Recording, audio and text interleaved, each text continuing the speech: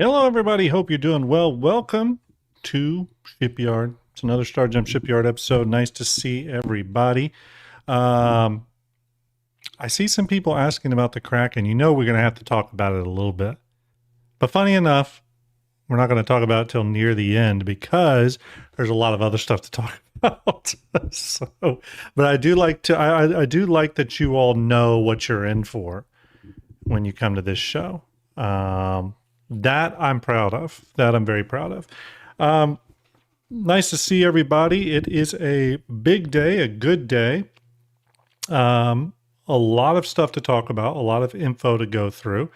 I was supposed to have Art here. I think he's running a little bit late, but that's okay. He'll catch up with us. He knows where to find me. But we do have a lot to go over today. I hope you all are doing well. It's been a quiet week in Star Citizen, but there is some stuff to discuss related to the game. Tonight, obviously, we're going to be doing a revisiting of the Backlog episode. I do these from time to time. You all know. It's essentially where we're just going to go through the entire backlog, and we might just speak briefly about a ship, or maybe we'll go into it in a little bit more depth, depending on where it's at or where its gameplay's at or something like that. But we're going to sort of touch on every ship that's on the backlog. Why are we doing this? Well, like I said, we just had a quiet week, but also we just had a ship come off the backlog, okay, with the Gatak Raylan. And so that just got me to thinking when the Raylan released, which is a ship I've been really looking forward to. It just got me to thinking that, like, hey, there's another ship off the backlog, and it would be good to revisit it. If you've watched this video playing behind me, you'll notice a lot of these ships are from the backlog. So for that reason, and that reason alone, we're going to talk about the backlog. But we have other stuff to go through. Some really big information. Should we just jump right into it? I think we should. I was hoping Art would join, but the boy is probably held up. He's probably held up. Okay, we're going to switch over here. It's time to talk about something I really am excited. The Stream Elements is saying the Tului giveaway is still going on. Let me fix that because we can't have that. The Tului giveaway is over. Rage 1 won it. And let me turn that off. Sorry, everyone. Sorry. The damn giveaways. Where is it? There we go. Giveaway is Tului giveaway turned off. Okay, cool. Okay. Now we're back. Old Bosun says, Art is never early and never late. Art arrives exactly when Art is intended. Yeah, that's true. That's true. Art has been very busy today, and that's something we're going to go over in just a second. But either way, it is a big day. Today I'm going to finally unveil something I have been working very hard on in the background. Contracts have been signed. Commitments have been made. So now I can finally unveil it all to you. And that is, it's time to pull back the curtain on this. I brought this up last time we talked, okay? Or last stream, Starjump Summit, 2026 Starjump Summit. Hopefully the first of an annual event. What is it? Well, it is a Bar Citizen style event. But a little bigger than a Bar Citizen. We hope to have a lot of stuff going on there. It's not just meeting at the restaurant and having some drinks and a good time. There's going to be a lot going on. So with that, though, let's switch over to the website. The website for the Starjump Bar Citizen, or otherwise known as Starjump Summit, is live, okay? It is, as a matter of fact, let me turn on the timer. Okay. It is starjumpsummit.com. You can see it right here. We have a promo video, which I'll play for you all. Sneak peek at the Starjump swag bag that everybody who buys a ticket will receive. It's going to have all kinds of goodies in it. Challenge coin, patches, posters, all kinds of cool stuff. Essentially, you buy a ticket to the Starjump Summit, you get one of these guaranteed. So it's going to be all kinds of goodies in it. You're all going to really like it for those of you that can come. Now, getting into it. Let's go through some of the information. Actually, I got to push up my bar here. There we go. It is going to be Saturday, September 12th at Game Arena here in Columbus, Ohio. So any of you in this region, that is where we're going to be holding it. September 12th, which is a Saturday from 12 noon to 5 p.m. It is a Star Citizen community event. Okay. Expecting about 100 to 120 people. That's how many tickets we're going to be selling. Okay. It is a ticket-based event. Why are we selling tickets? Because we have rented out the venue. Okay. For example, the venue is going to be at Game Arena. Really, really cool venue. I will thumb through some of the images here. You can see it's just a fantastic place to do this sort of event. They have over 50 high-end PCs that will have Star Citizen running. So you're going to be able to play Star Citizen while you're here. They have a restaurant, drinks, a bar, everything you could possibly want out of a place. We have rented the place out for 5 hours. So it is going to be a really, really cool event. We're going to have all kinds of stuff happening there too. So again, you can see the event here. Super cool. So the ticket price is to pay for the venue. It's to pay for the swag bag items. I'm going cool, and I'm trying to make the swag bag something special for you all that can attend. So by going to the website here, you will be able to get obviously the front page here. There's the info page, which gives you everything about the event. Of course, information about the venue, and you can even click here and go to the venue's page to check out more about it. In addition, there's going to be some meet and greet. There's going to be some special guests. These are who are confirmed. Obviously, myself from Starjump, Art will be there, maybe more from the Starjump side of things. Griffin Gaming RPG from the Soul Citizens is going to be there. Dusty Star from Thrusters and Dusts has committed to going. So he's going to be there as well, and possibly others, okay? Some other people are getting schedules figured out, okay? So yeah, it's going to be cool. Going to try to get up a bunch of people so that we can do sort of a panel discussion with questions submitted by people there at the summit, okay? In addition, if you are interested in going and want to pimp your org or have a table there set up for org recruitment or something like that. We have a few very, very limited slots. Okay. We do not have much space for this, but we have a few places to put you. But you can contact me through the website. It's a first come, first serve sort of thing. Okay. And of course, tickets. Okay. There's the ticket tab here. Tickets are $50. It's a Star Citizen starter pack, starter game package price. Tried to keep it low for everybody, okay? That does guarantee you entry to the event. It guarantees you the Starjump swag bag, which will be something like this. Item subject to change, by the way, but essentially will be this. It also gets you 3 raffle tickets. We're going to have a whole bunch of raffles. You're going to get 3 raffle tickets for free, okay? Totally free raffle tickets. The raffles are going to be for Star Citizen ships, posters, other kick-ass stuff. Okay. Oh, do we just get a gifted? Who gifted some subs here? Joy Pop gave out 5 community subs. Joy Pop, appreciate you, buddy. Salute to you. Thank you very much. Actually, I need to pin the website. What am I doing here? Let me do that on both channels. Sorry, everyone. Okay, now we're pinned. In addition, you will get a really cool thing in the swag bag, which is a special link and code that will take you to the Starjump merch store, where everything will be heavily discounted for you. So pretty much at cost, okay? No profit to me, at cost, which is the cheapest I can do it. Not only will it be all the Starjump merch items, but it will be some special stuff I'm creating specifically for the summit, okay?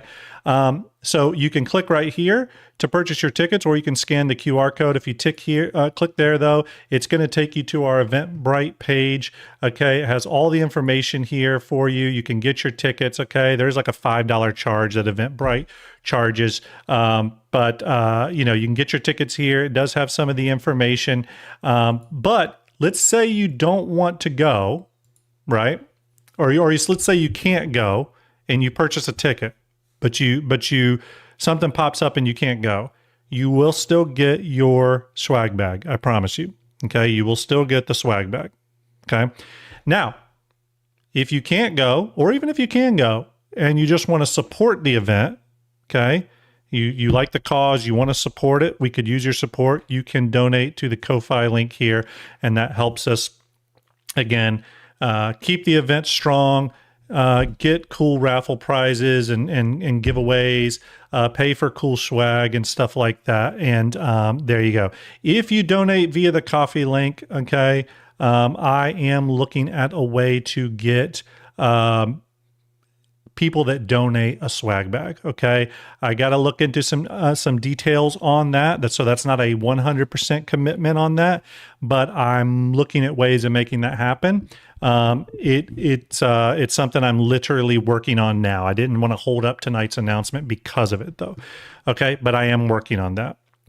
But you could also just easily buy tickets. So, like I said, the other thing is let me go back to it here. There are a limited number of tickets, okay? As a matter of fact, it should say, does it say? It doesn't say how many tickets are left. If it doesn't, I need to fix that. Okay. We're selling 100 tickets, okay? 100 tickets, so they are limited. If those 100 tickets sell pretty quickly, I can probably open up another 20, okay? But we're sort of capped out on about 120 people we can have for the event, okay? So it is limited. Get in while you can get in.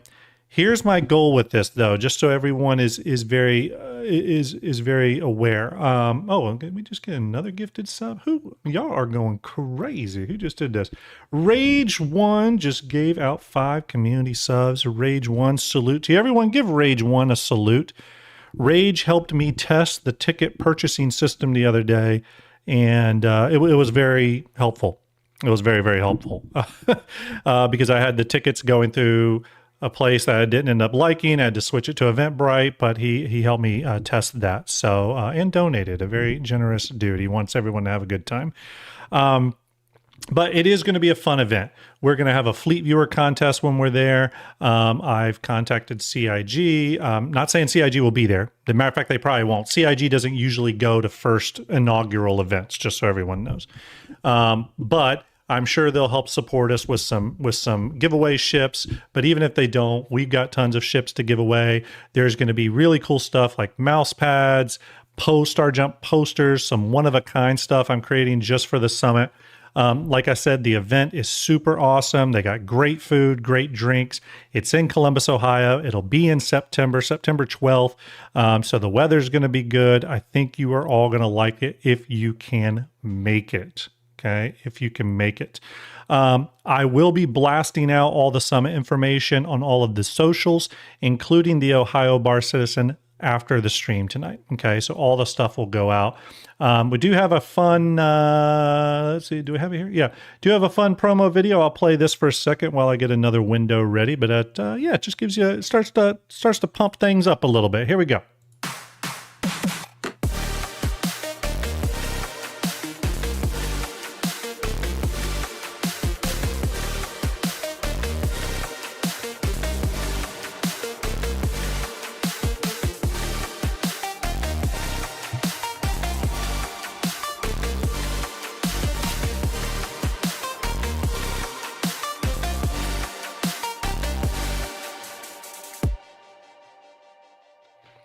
There we go, everybody.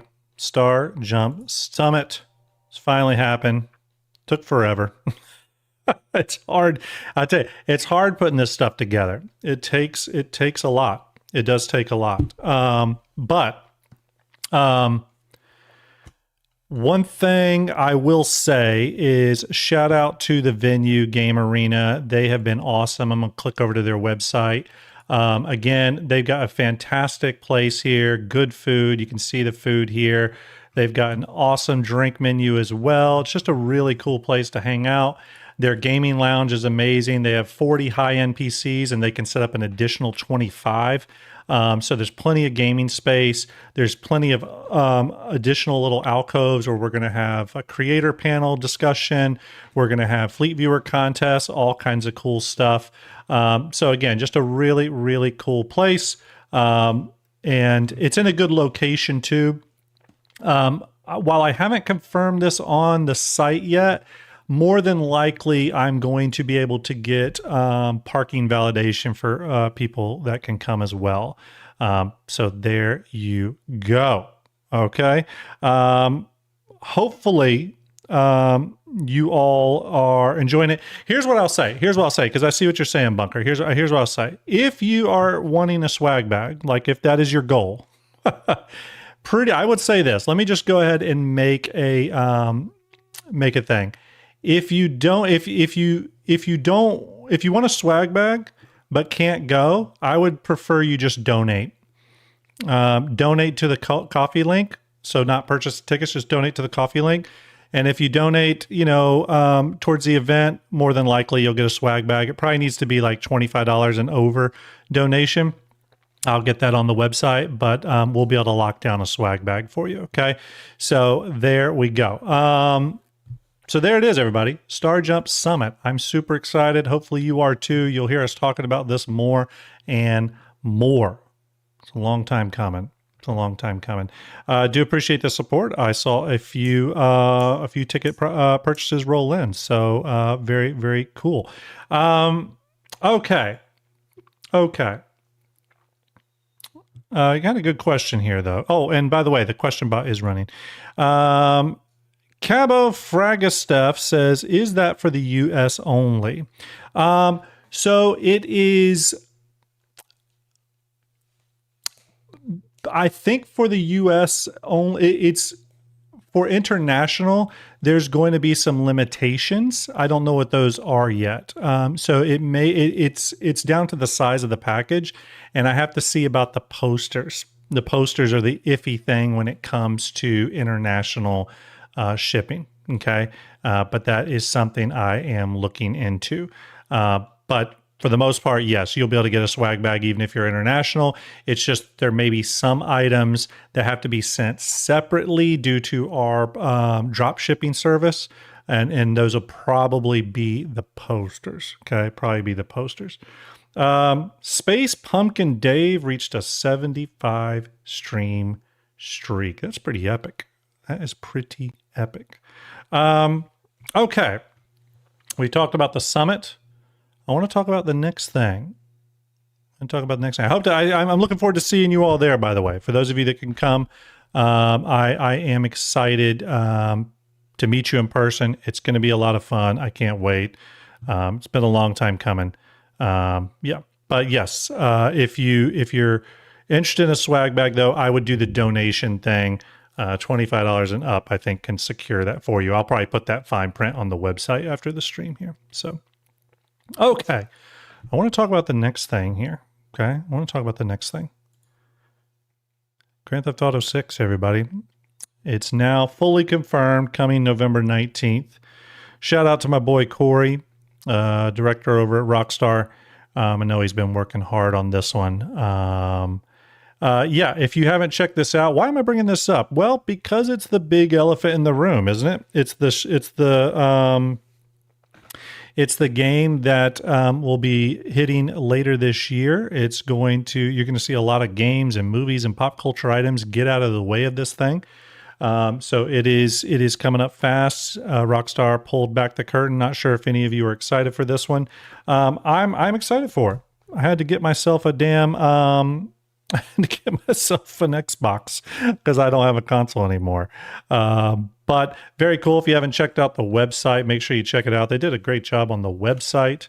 I love the way the characters in the world come to life in here. They should do something like this for Squadron. But yeah, we won't belabor this too much though. But if you've been living under a rock, GTA stuff is out and made available for pre-order. Now the big question is, how will that affect Squadron 42? Well, we don't know, right? Where we have the October event for content creators. I think that I got a little fuzzball on me. We don't know exactly when. We don't know exactly when Squadron will release versus that creator event. I'm still thinking that the creator event is going to happen, and then maybe like a week later the game releases. I know there's a lot of people that disagree with me. Oh, awesome, Bosun. Good. I can't wait to meet you. But you know, I think a lot of people have been saying early 2027. We'll just have to see. I think it's going to be pretty soon. I still think things are looking decently good for a 2026 release for Squadron. I know there's been some stuff that have come out about possibly it slipping. Either way, putting all that aside, the most important thing here is that it's very clear Squadron is on a path to release. Jokes aside, I know it's been on a path to release for years, but this time it really feels like all the pieces are falling into place. So if you're interested in Squadron, you're excited about Squadron, we're getting there. We are definitely getting there. We are starting to really bear down on this game's release. I was, for those of you that are wondering, I was invited to the event in October by CIG. I do appreciate that and thank them for that invite. I more than likely will not be able to attend. It has nothing to do with Starjump Summit or anything like that. It really just has to do with my daughter's birthday, my father's birthday, are on that exact weekend. And we try to make a big deal out of them. As I said here, October is a really bad month for me to attempt to do anything like that. So I probably won't be able to go. I have communicated to CIG though that I do appreciate the invite, and I sincerely do. I was watching 10 Pound 42 the other day, and he had a funny video where he was talking about the people that were invited, and I saw some people in the chat say, those of us that were invited, us creators that always talk positive about the project, we must be shills. I think it's funny because, and this would be my thoughts on that before we get to our main topic tonight. Am I a shill? That's a good question. Chat, what do you think? Am I a CIG shill? Let me know. Let me know. Let me know. And while you're coming up with that, I'm going to fix one thing here.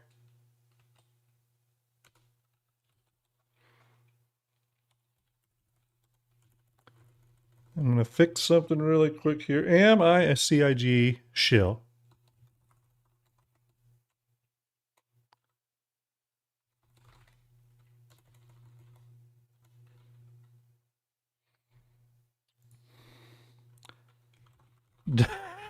Wait, since yes.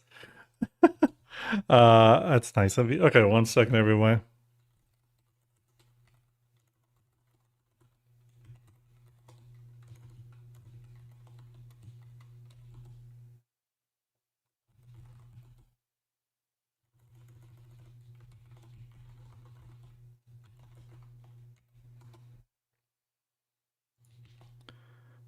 Okay, 1 second, everybody. Okay. Citizen Ninja says not according to the definition. I'm glad you said that. Yeah, let me tell you all my personal opinion on that. If is Grim a shill? E2 Kairu says a Kraken shill for sure. That is the most accurate statement said so far. Okay, that is the most accurate statement. Okay, in all seriousness, am I a shill? Well, here's the way I look at it. And it's pretty cut and dry to me. And it's funny to me that this seems very hard for some people to grasp, I guess. I am not monetized on any of my channels. Some of you give subs and stuff like that, which is great and super appreciated. But none of my channels are monetized at all. Not the YouTube either. Not only am I not monetized, I don't get any kickbacks from CIG. They send me free ships to give away. But remember, those are labeled as giveaway ships. I'm not allowed to keep them. That's actually part of the policy. I can't keep them. I have to give them to you all. I've been pretty critical in the past in different ways. Those of you that watch my content will know that I criticized pretty much the entire year of playability. And while that year I played more Star Citizen than I've ever played, and it was a lot of fun, I still think focusing on playability is a mistake. I would rather them get features into the game and then focus on playability when they're in beta, because I worry they're just going to have to keep going back and fixing stuff. I've been pretty clear about that. I've been pretty clear about not liking ships that have variants that are specifically related to armament. So ships like the Talon and Talon Shrike, I don't like that concept. I criticize where I need to criticize, and the stuff I like, I'm going to talk good about. Here's where it is at the end of the day. If there ever comes a time that I don't like Star Citizen, or I'm down on the project, or down on CIG, or down on something, you probably will know simply because you won't hear from me. I'll be playing a different game. I just will. I mean, I'm never... My wife is not going to let me sit around and waste time focusing on something I don't like. Just not going to happen. And I don't do this for money. And I probably will never do this for money, because I feel like if I just do it because I love doing it, then I feel like you're getting a more earnest and authentic me, right? So hopefully that makes sense. Does that make me a shill? If that's what your definition of it is. To me, I'm just a person who plays Star Citizen, and I'm right along with you all. I jumped in 3.9 Evo PTU today, and I talked in chat, in the chat window, and someone said, "Oh, are you Grim from Fleet Viewer?" and said something about, "Oh yes, important people are in here today," and I said, "Nope, not important. Just someone who plays a game." Just like that person, just like everyone, I am just a citizen who plays the game. And, I'm kind of excited that I'm not going to the Squadron event, because I'll get to experience Squadron just like everyone else for the first time. You know what I mean? So there it is. It's an interesting bit of drama that's brewed up because of this whole Squadron event thing.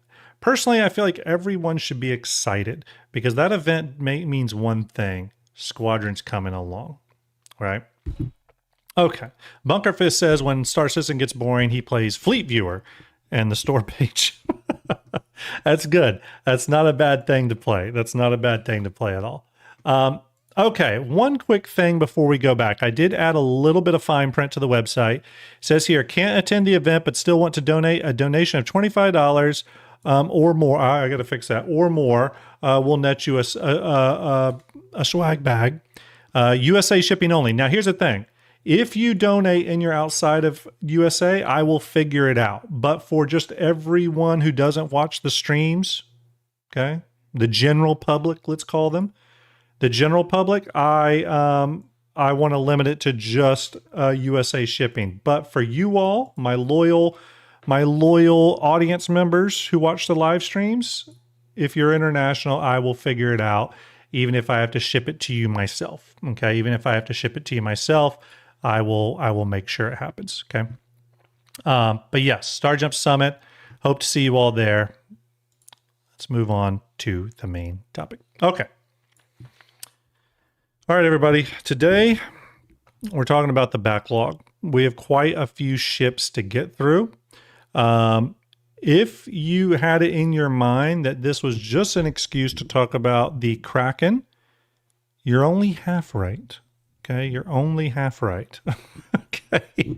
Yes, it is a good opportunity to talk about the Kraken, but as you see, we have a lot of other ships to talk about too. Okay, so let's go ahead and dive right in. We're going to zoom in. Oh, and by the way, the Raylan and the Tului have been added to Fleet Viewer. Okay, Raylan and Tului are on Fleet Viewer. Enjoy. Okay, I need to select all, and I need to add our show ship labels and turn off links. We don't need that. Okay. All right, let's talk about our first vehicles, ships, whatever you want to talk about. The G12 series. Now, one of the things we also got to sort of put in our frame of discussion here is sort of how far out or how possible, these concepts still are, like how far out in development horizon are they going to be? Are they something that could go into development now if they wanted to? Is there tech that's required, or, tech milestones that are still required that CIG hasn't put in the game yet before it can release? So we're going to sort of frame everything in that way. The G12 series is essentially something that I would say probably out of all the stuff we're going to cover tonight is the one that most of you are probably thinking the same thing I am. It's the one that should have been out by now. Okay. We'll switch over here to the transmission link for it. There are essentially 3 different versions of the vehicle. There is the touring version, so sort of your base model, the G12, the G12A, which is the combat variant, and the G12R racing variant. There's really nothing that prevents these from being put into development now. There's enough of an Origin, brand kit to build these out. As we heard from Ben Curtis recently, though, when they were doing the M80, a lot of them haven't really been around for a new Origin concept that went from concept to flight ready. But, and most of them possibly were not involved in the original concept creation for the G12, right? So it's been on the back burner for a long, long time. When will this go into development? I really think anytime. It wouldn't shock me if these are coming this year even. It's low-hanging fruit for CIG. It's great onboarding work. All they really have to do with this one is really just turn their attention to them. There's no tech milestones that prevent them from moving forward on this. It could serve a purpose now, at least in terms of the level of gameplay usefulness that any other ground vehicle has, whether it's a Cyclone. And these are kind of direct competitors to the Cyclone and Ursa. But as useful as those are, is as useful as this is going to be. The issue, though, is that these are probably just not really, really high priority because we have already got ground vehicles in the game. And these don't bring anything new to the table that CIG needs to show off, right? Any sort of new gameplay feature or gameplay loop or anything like that. They tie into existing gameplay loops and existing gameplay, what there is of it in the game. And so for me, the only reason CIG would put this into production is one of 2 reasons, okay? The first reason is if they just need, like I said, some low-hanging fruit for new members of the ship team to tackle. Okay. That one's pretty easy. So it's the same sort of thing how CIG approaches variants, right? It's a good onboarding task for a ship team member and something that you can hand off to a team that's sort of starting to get their understanding of the ship development pipeline there at CIG. The other reason this could go into development, and this is the one that I think will be a little bit of a curveball, would be when they do possibly shift over to the 600i rework, okay, which I also think is low on the priority list. It would be really great to pair it with this, okay? Put this in development at the same time, and then you could sort of pair those releases. Does CIG think that far ahead when it comes to some of this stuff? I don't know, but when I think of the 2 opportunities that they could, take to put this into production, those are the 2 that stick out to me. Okay, those are the 2 that stick out to me. Grabbing a few questions here, by the way. Simon Wolf says, is it true the Starjump Summit will have a Grim look-alike competition? Ooh, might need to do that.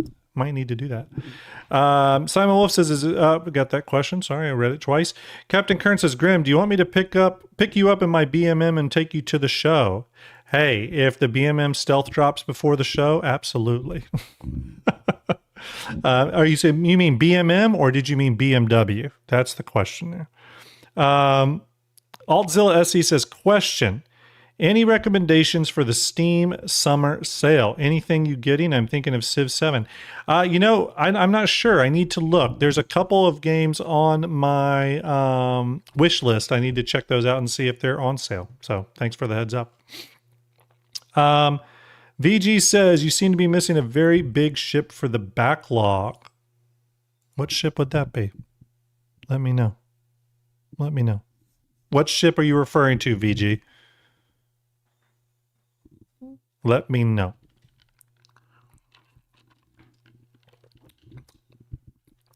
BMM? Well, the BMM wasn't there. I didn't have that on there. Did I not put it on here? Oh, I didn't put it on here. That is a travesty. It's terrible. For some reason I have it in production. Why do I have it in production? And interesting. Okay. There we go. We'll put it right there. We'll get to that one. Epic fail. That's true, Bosun. Hey, I never said I was perfect. Citizen Ninja says, how do you envision the G12's EMP being used in racing?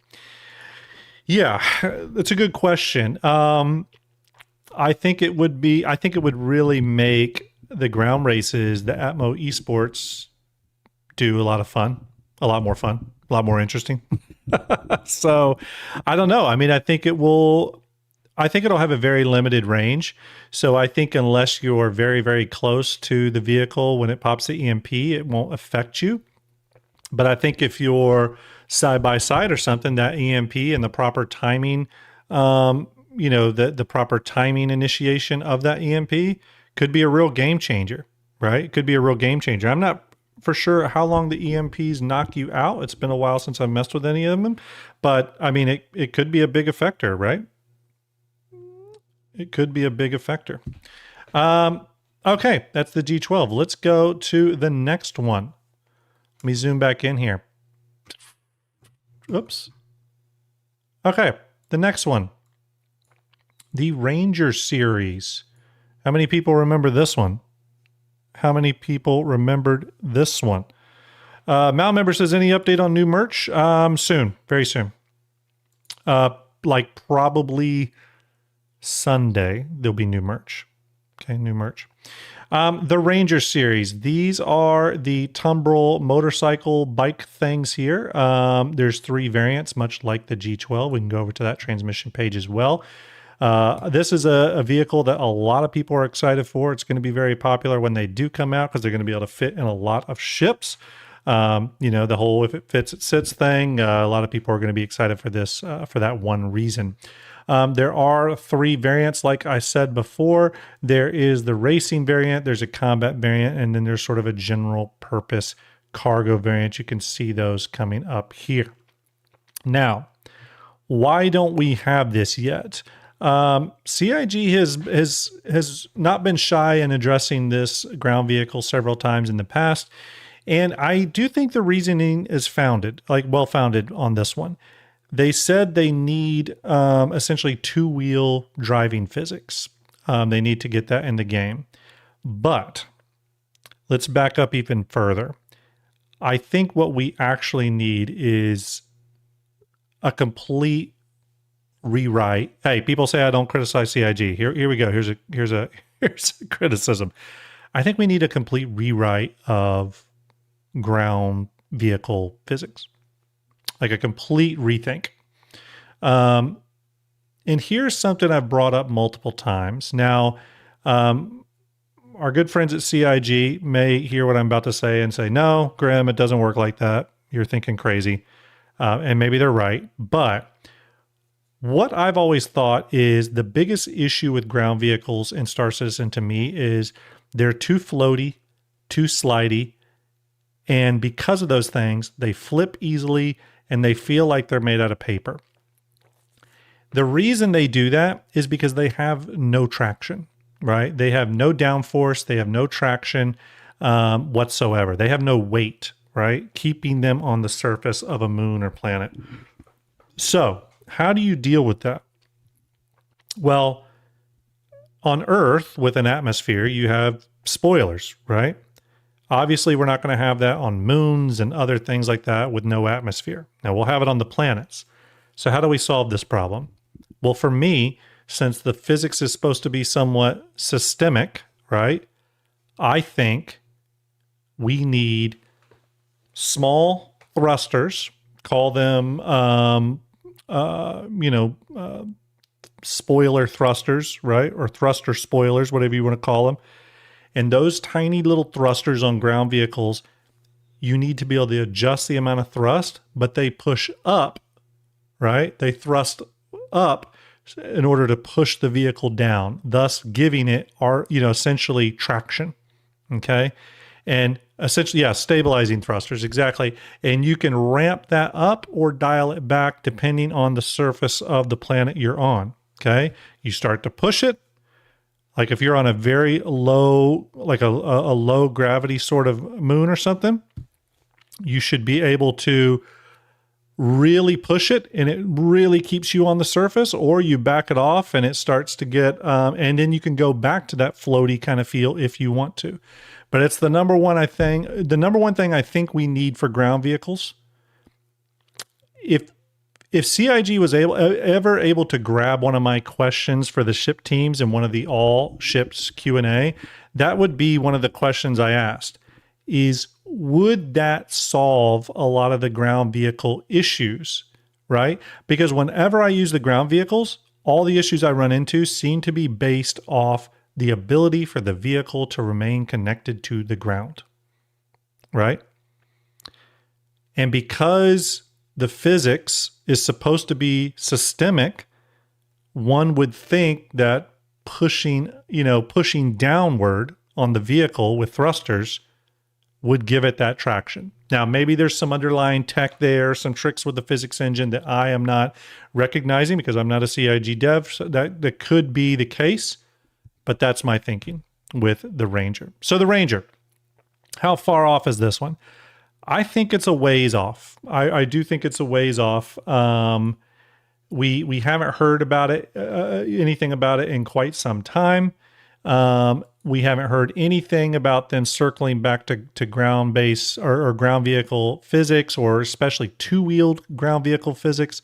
So again, I do think it's a ways off. Hey everyone, Griffin Gaming RPG is in chat. Griffin, hope you're doing well, buddy. I was just showing everybody the Summit website. And on the meet and greet page, we got Griff there. He's going to be there. If you're a fan of Soul Citizens, which you should be, he'll be there in all his glory. All right, everybody. Backing up. Let's go to the next one. You all know it. It's the Legionnaire. It's the Legionnaire. This is the Anvil boarding ship. Okay, now this one's got a little bit of a funny story to it, primarily because this ship has been said to pull something up really quickly. Do I still have that? Don't know if I have it anymore. No, I don't have it anymore. But yes, this ship was in one of the silhouette videos, the famous silhouette videos that the CIG used to show at CitizenCon, showing ships that were going into production the following year. This was in there. CIG has since come out and told us all that the ship was paused due to hacking gameplay not being ready. In addition to hacking gameplay, though, I think some sort of maybe it's ship-to-ship docking tech has to be in place, and I think the ship-to-ship docking tech ties in with the hacking tech. Yeah, sorry everyone, we probably froze for a second there because I opened a window that caused the computer to think hard for a minute. But So there's a few pieces of tech needed for this ship, and though that tech or those gameplay features, much like the command module feature tech, that stuff has to be created by the gameplay feature team. It's not created by the ship teams, okay? So the ship teams have to wait on the development of some of these ships until those gameplay features are touched on, okay? And again, with the Legionnaire, we can think of 2, possibly 3. Okay, two, possibly 3. First one's hacking. Second one is ship-to-ship docking. And the third one is possibly scanning V2. Because it's quite possible the scanning V2 supports hacking as well. We're not 100% sure on that, but I think those 3 features are needed for the Legionnaire. Okay. Not to mention possible gameplay or missions as well, but could they release it without that? Yes, they could. They could totally release it without that if they wanted to. But yes, the Legionnaire will go to its ship page here, board and take control. Obviously, they kind of mentioned some of those features right here. The first one being, why did Stream Elements say I was live again? That's weird. Hold on a minute, everyone. Let me check something out really quick here. Sorry, everyone. I guess the show had to I guess there was a hiccup in the show. Is everyone still here? Hopefully everyone is still here. Hopefully, okay. Yeah, it was weird. Had a little bit of a hiccup there. Hopefully we're good.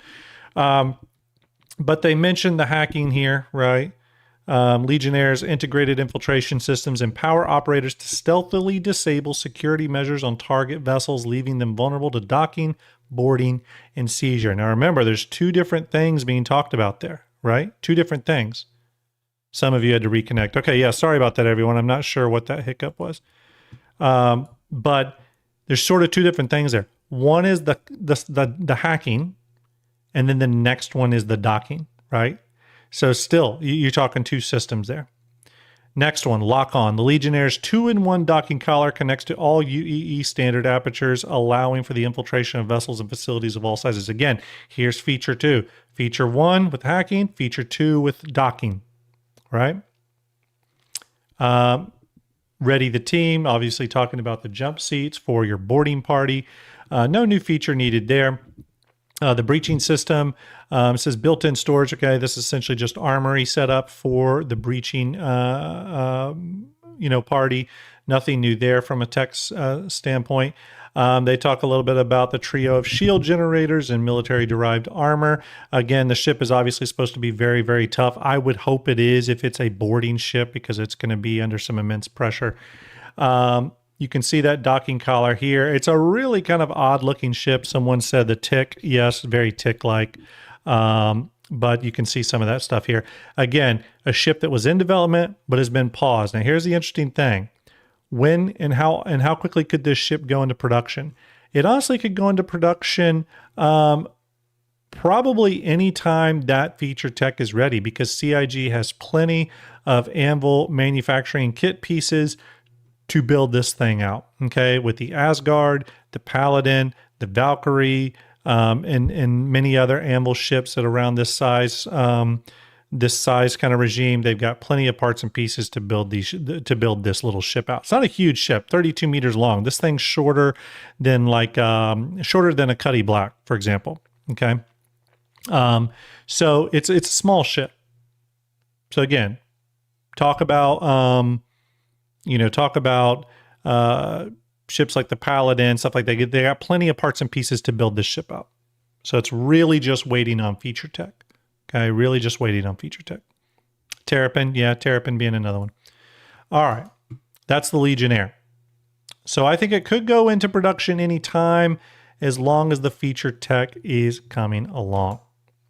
All right, the next one. The MISC Expanse.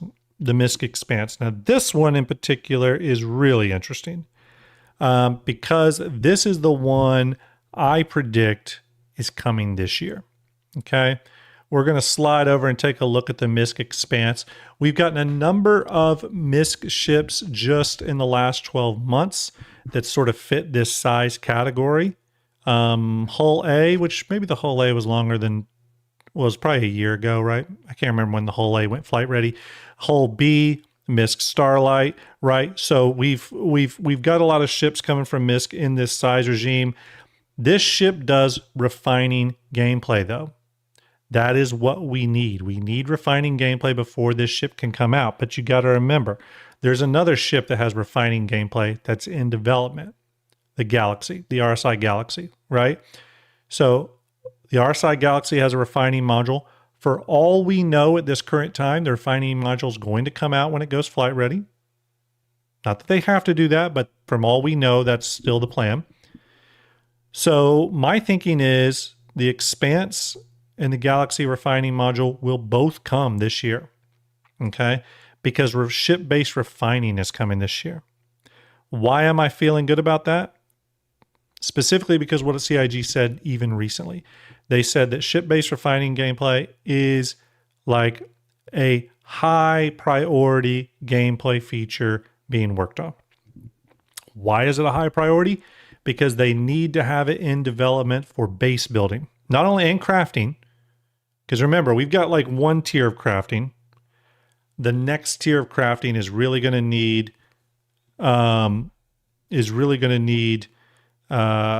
refining, but also base building. We know base building is going to need refining as well, and there's going to be refineries you can build as part of your base building. So that's got to be worked on. All right. It's a really kind of cool ship. It is considered a starter ship, so a refinery starter ship, which is another reason why I think it would come this year alongside the Galaxy refining module, because obviously that is a higher level tier refining gameplay, bigger ship, bigger module. This is your starter. You're going to want to launch that gameplay feature, that gameplay loop with a starter ship. This is the perfect starter ship. The MISC parts and pieces are already there, so easy to build this one out. It wouldn't shock me if this one is already in development and almost done. Okay, I still think it's an end of year ship. But I do think it's coming this year. You can see it here syncing up with a MISC prospector and doing a transfer of bags in order to refine them on board. It's a pretty cool ship. It's one of the few, before the Starlight, it was actually one of the few MISC industrial ships I had in my fleet, because you all know I'm not a huge MISC fan, but this particular ship spoke to me quite a bit. Moving down here, it says it here, it's got fully integrated, self-sufficient system, processes raw ore from external mineral pods into refined, saleable material, can't talk tonight, which it then distributes into empty containers waiting in the pod bays. Okay. Lots of it in action here. Again, 35.5 meters long. This ship, again, is Genetoxis, because I have no taste. This ship is a round cutty black length, a little bit shorter actually. So again, small ship. This is a little starter here. Eagle brings up a good point here. Any idea how they're going to justify the $150 price tag when something like the Starlight is $60? Here's why I think the Starlight is $60, because it is a good question. It's a good question. Refining is something I think that's going to kind of touch all gameplay loops. Okay, it's going to touch crafting. It's going to craft, or it's going to touch on mining and salvaging. It's going to touch on base building. It's going to touch on a lot of things. Okay, so for me, the refining based gameplay is much less niche. CIG's even said as much. CIG even said that refining gameplay is a critical gameplay loop that's going to be just as fully featured as salvage and mining and all that kind of stuff. The Starlight is a niche gameplay loop. Refueling is sort of like in some ways like a little secondary gameplay loop. It's not going to be as popular. Because it's not as popular, they've got to encourage people to do that gameplay loop somehow, because you do want refuelers out there. So making the niche gameplay loop a much cheaper path to entry on those starter ships with a $60 price tag probably just made sense to them. Now, even that being said, $60 is still kind of a crazy low price. You know what I mean? They probably could have priced the Starlight at 90 even.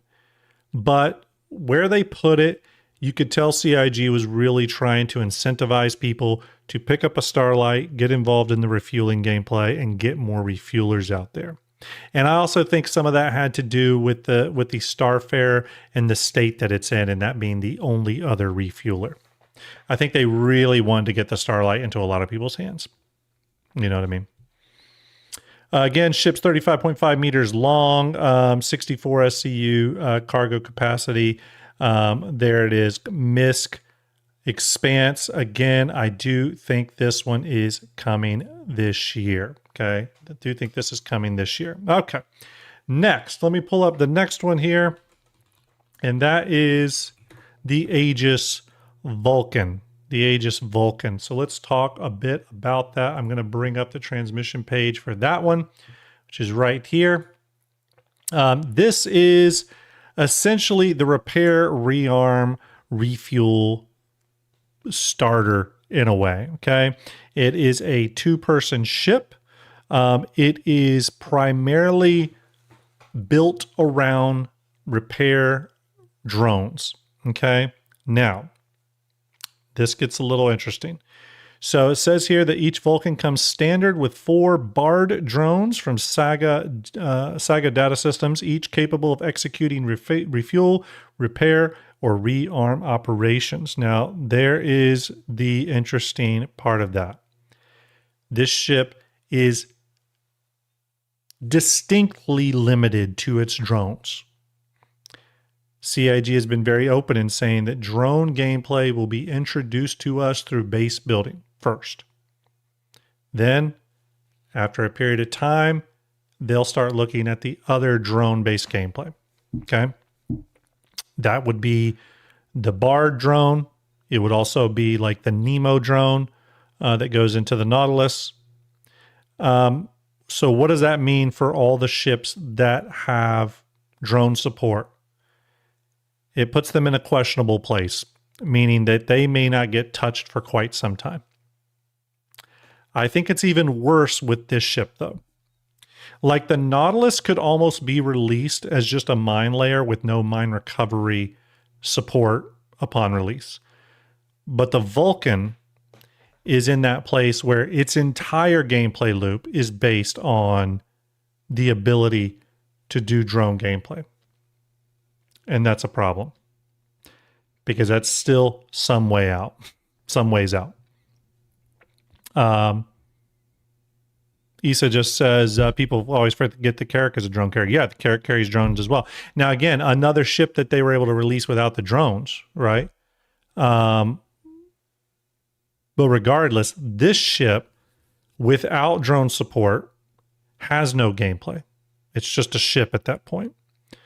So for all you Vulcan owners, I think we're several years away from this ship even going into design, into like reconcepting. Now, how could they get this ship into a place where it could be worked on sooner?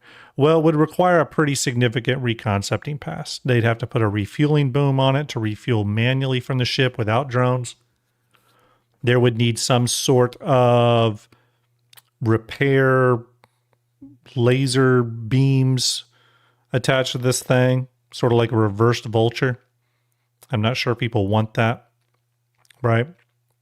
So it would take a pretty significant reconcepting to get this in a place where it's doing its role with drones not being usable yet. So I think this one is bare minimum 3 to 4 years away.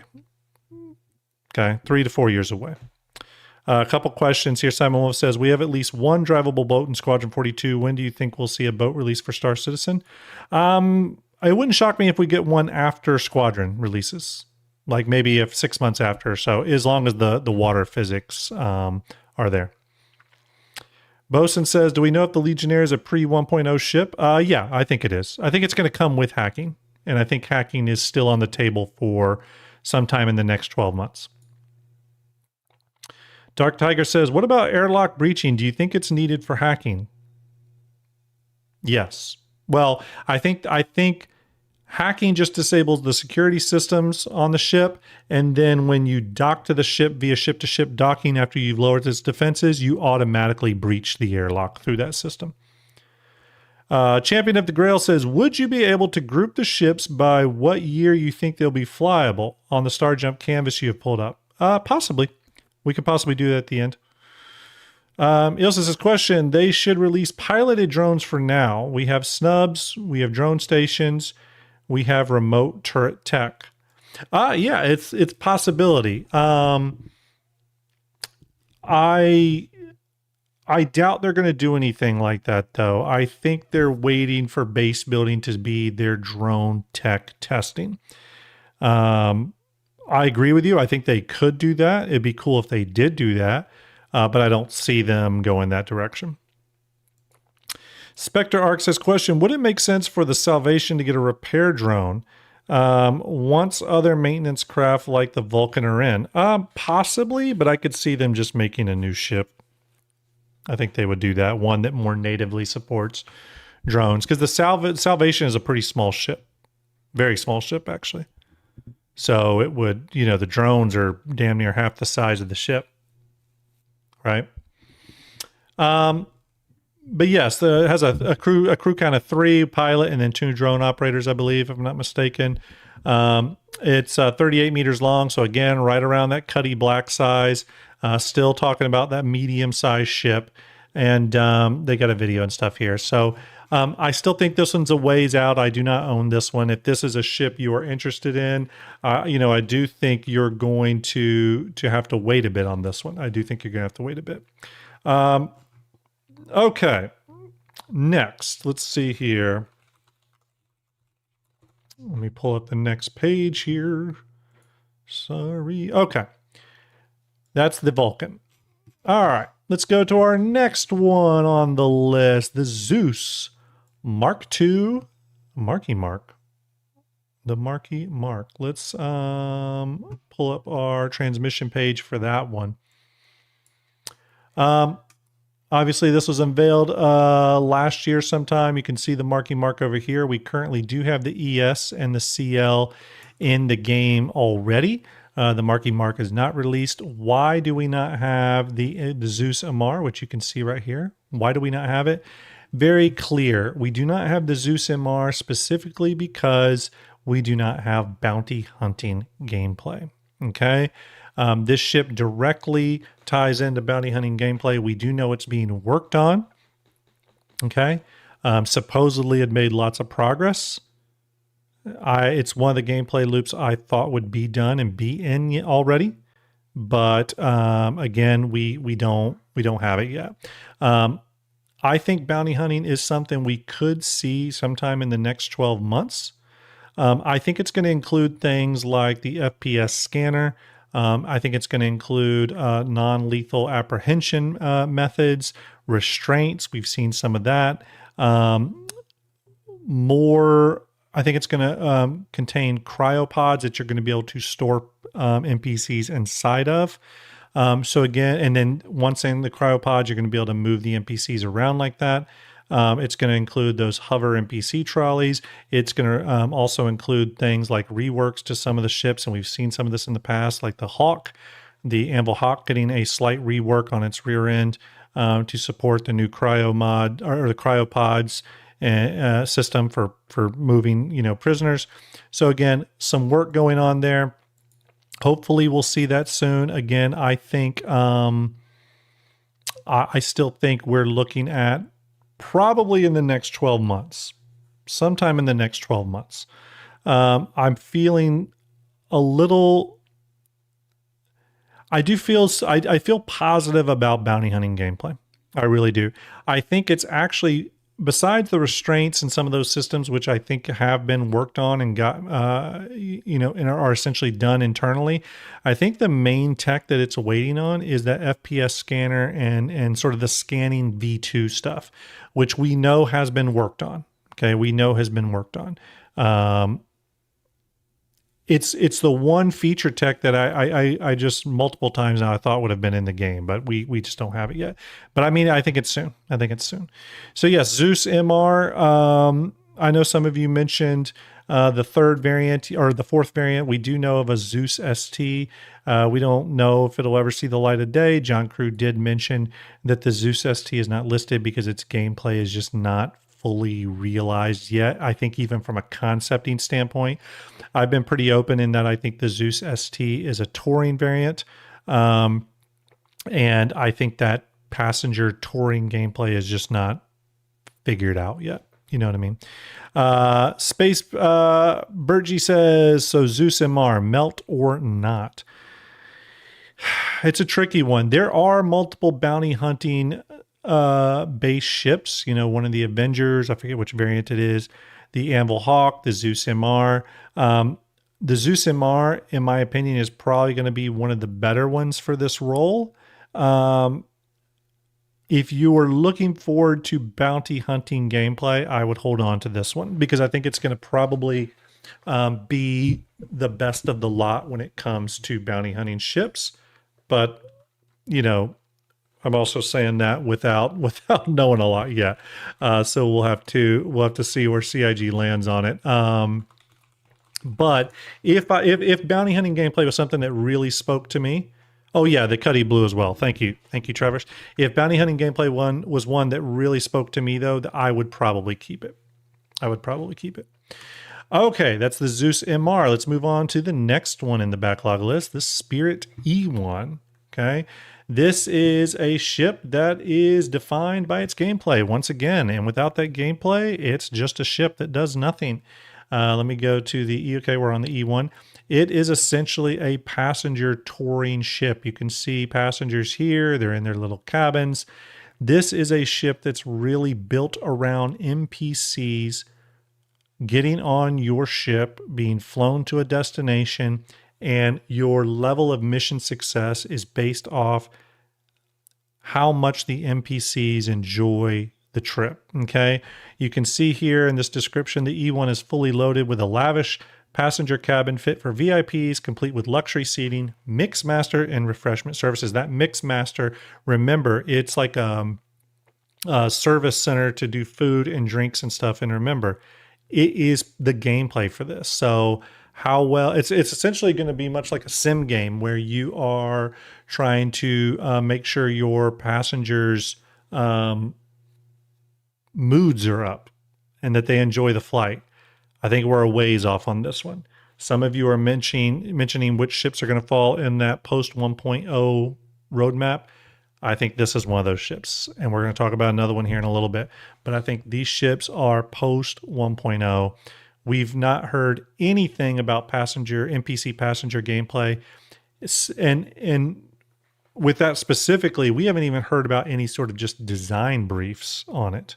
Okay, we don't even really know what their high level thinking with this type of gameplay is and what that looks like. Okay. Here's the funny thing about this one though. I actually do think that when they announce this type of gameplay and it comes into the game, I actually think it's going to be rather popular. I do think it's going to be rather popular. I can easily bring up the next ship now, which is the Genesis Starliner. It falls right into that category as well. It is the Spirit E1, but on a whole other level. Okay, the Genesis Starliner. Now, there's one kind of interesting thing with the Starliner. There are supposed to be variants of the Starliner. Some of you longtime backers will know this. There's supposed to be variants of the Starliner. Let me pull it up here. Those variants, I think, could push this into a situation. Okay, we're going back, by the way, to 2015 for the reveal of this ship. 2015. So this is an old one. Okay. You can see this is back when they did their concept art like this, which we haven't seen in a while. This is a ship. Well, let's pause for a minute. So it is passenger gameplay, much like the E1, but on a much bigger scale. There are supposed to be variants. There's even supposed to be a military variant, okay, and an executive like variant. I think Sir Barbeta, who's sometimes in chat, has done some really cool thinking on this ship. So make sure you check out his work. He's got some really cool like interior reconceptings of this ship. This ship is a long way out, okay? When we do get passenger gameplay, the E1 is what's going to come first. Okay, the E1 is what's going to come first. This is on a whole other level. Okay, whole other level. This one is very clearly a post 1.0 ship. Probably it's going to come along with some expansion for Star Citizen in the future. That's going to be the passenger gameplay expansion, where they come out with some of these passenger ships and the gameplay feature and stuff. So it's a long way out, okay? It doesn't even fit with the current Crusader design stylings. This ship, I think, is going to get a reconcepting on the scale of the Pioneer or the Crucible, where I think they'll try to retain a lot of about the looks of this ship, but it's going to get a full exterior and interior reworking. Some of these really old ships are before John Crew and Ben Curtis's time. Okay. They're going to open these files and go, let's start over. This goes back to that thing I talk about a lot where I say, for those of you that purchase ships, purchase them for their role, not their specific numbers and maneuverabilities and armaments and components and all that.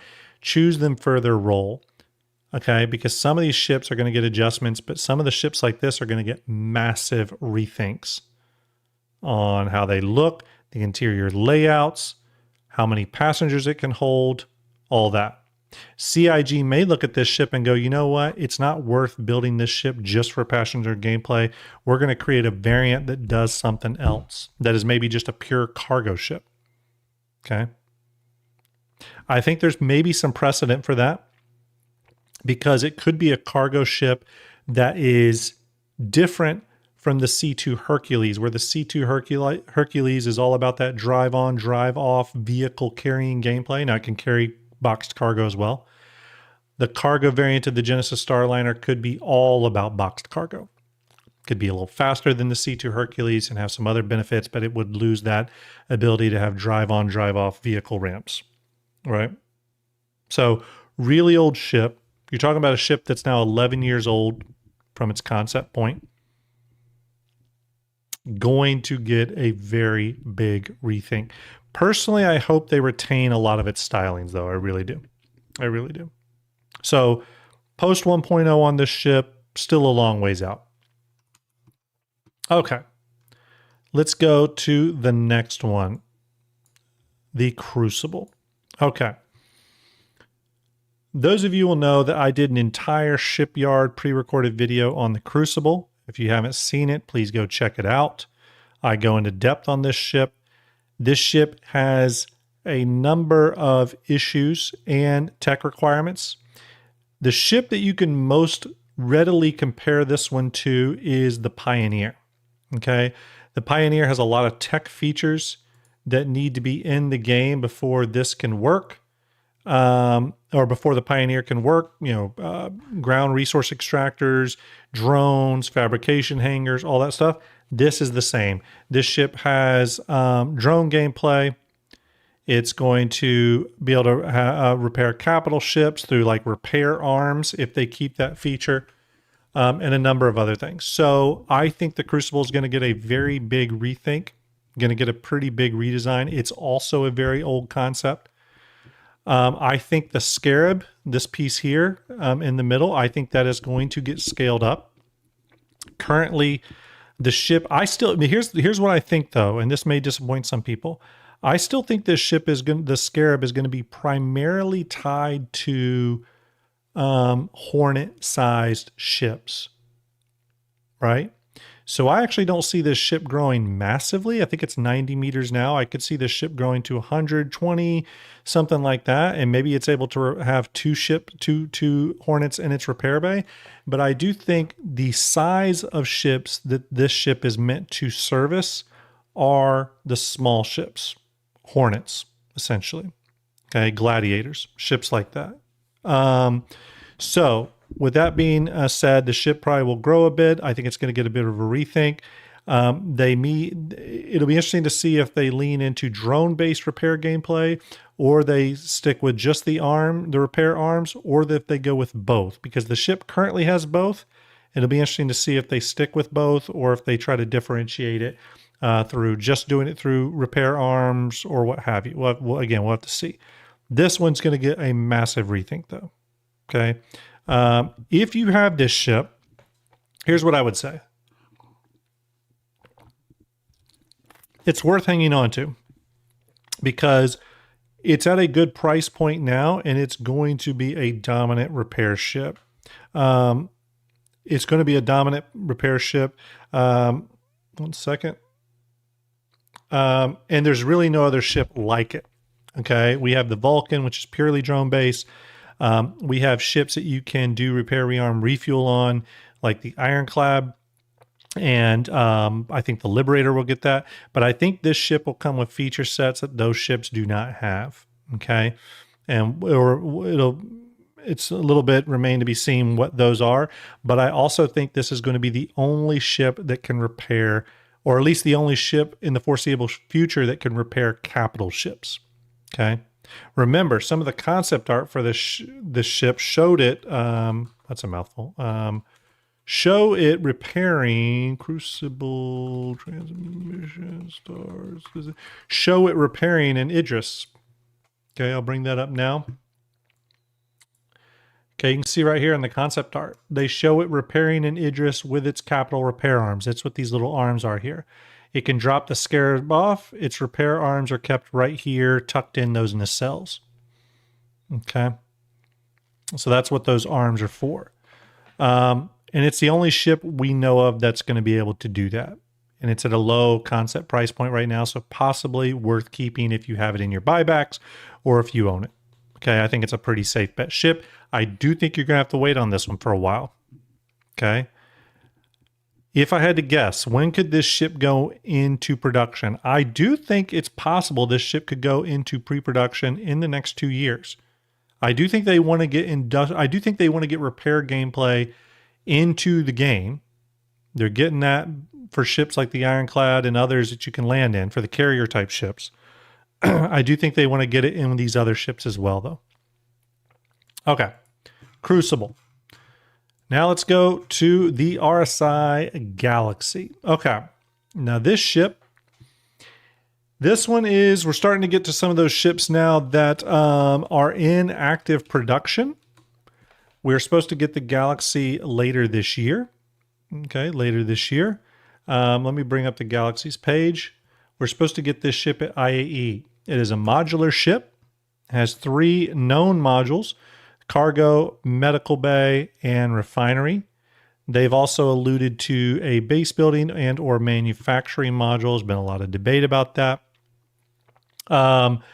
What will this ship launch with from a module perspective? I still think it's going to launch with all 3 of its modules: medical, refining, and cargo. I still think it's going to launch with all of them. Because again, like I said earlier with the Expanse, I do think the goal is to get refining in the game this year.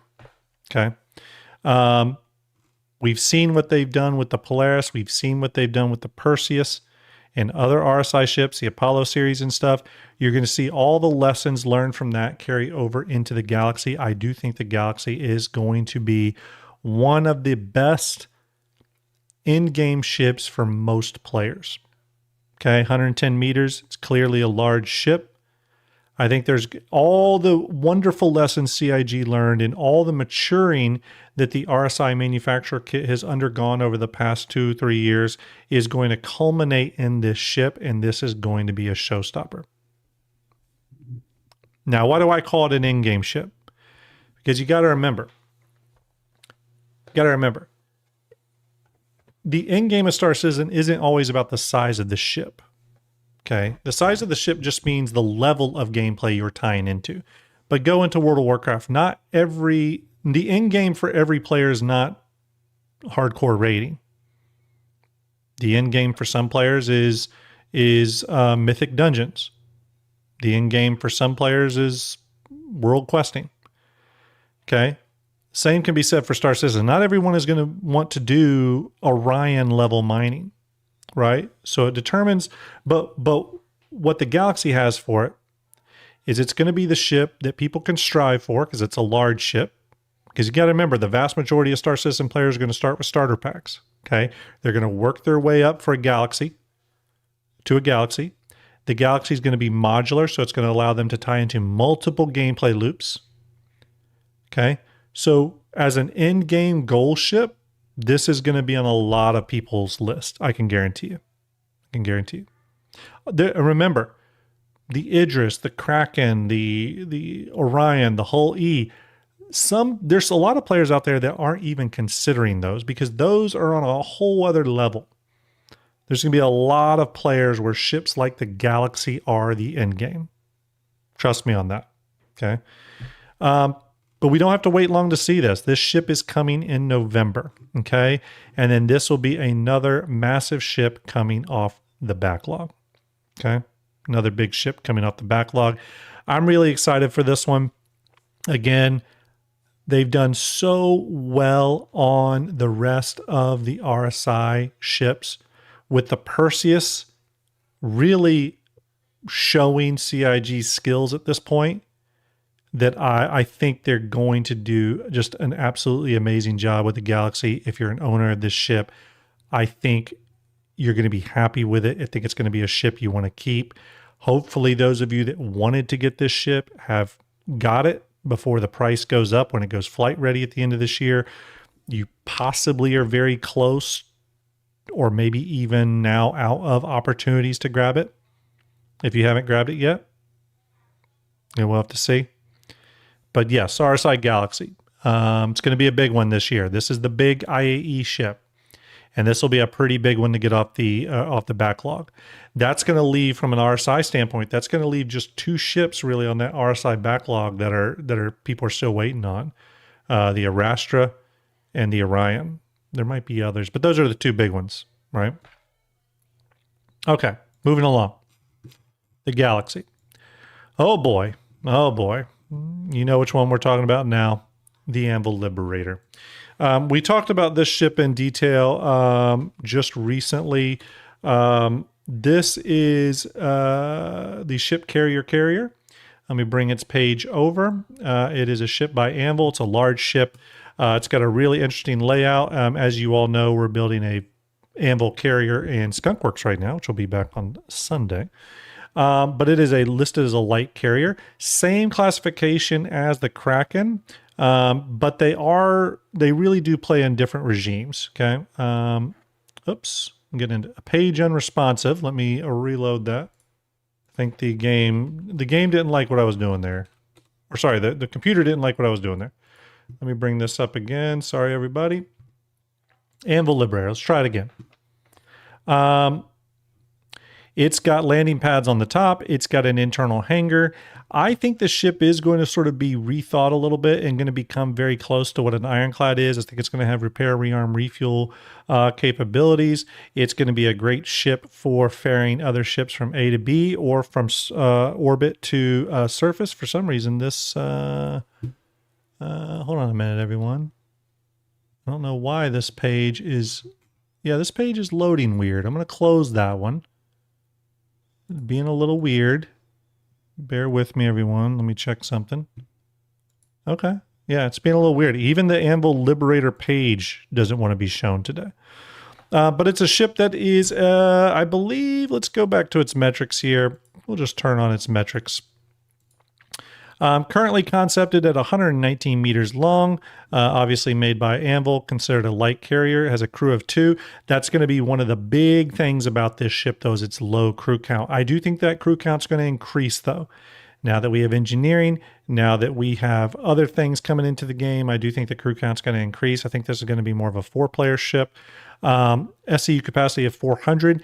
I actually see the SCU capacity increasing a little bit as well to properly repair, rearm, and refuel the ships aboard the pads. Because again, I think all those pads are going to get that ability. Okay. I think CIG, in my opinion, and we've all, if you've been following some of the changes on PT, you will notice that there's been some fluctuations and adjustments in some of the quantum fuel metrics and stuff. I don't pay too much attention to those again because those will change 1,000 times before 1.0.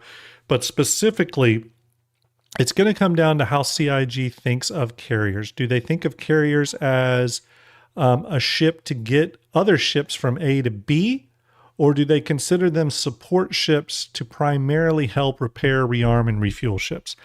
I think it's going to be the latter. I think the carrier ships are going to be leaned more, or are going to be looked at more as a way to keep other ships operable and in the fight, or doing their job.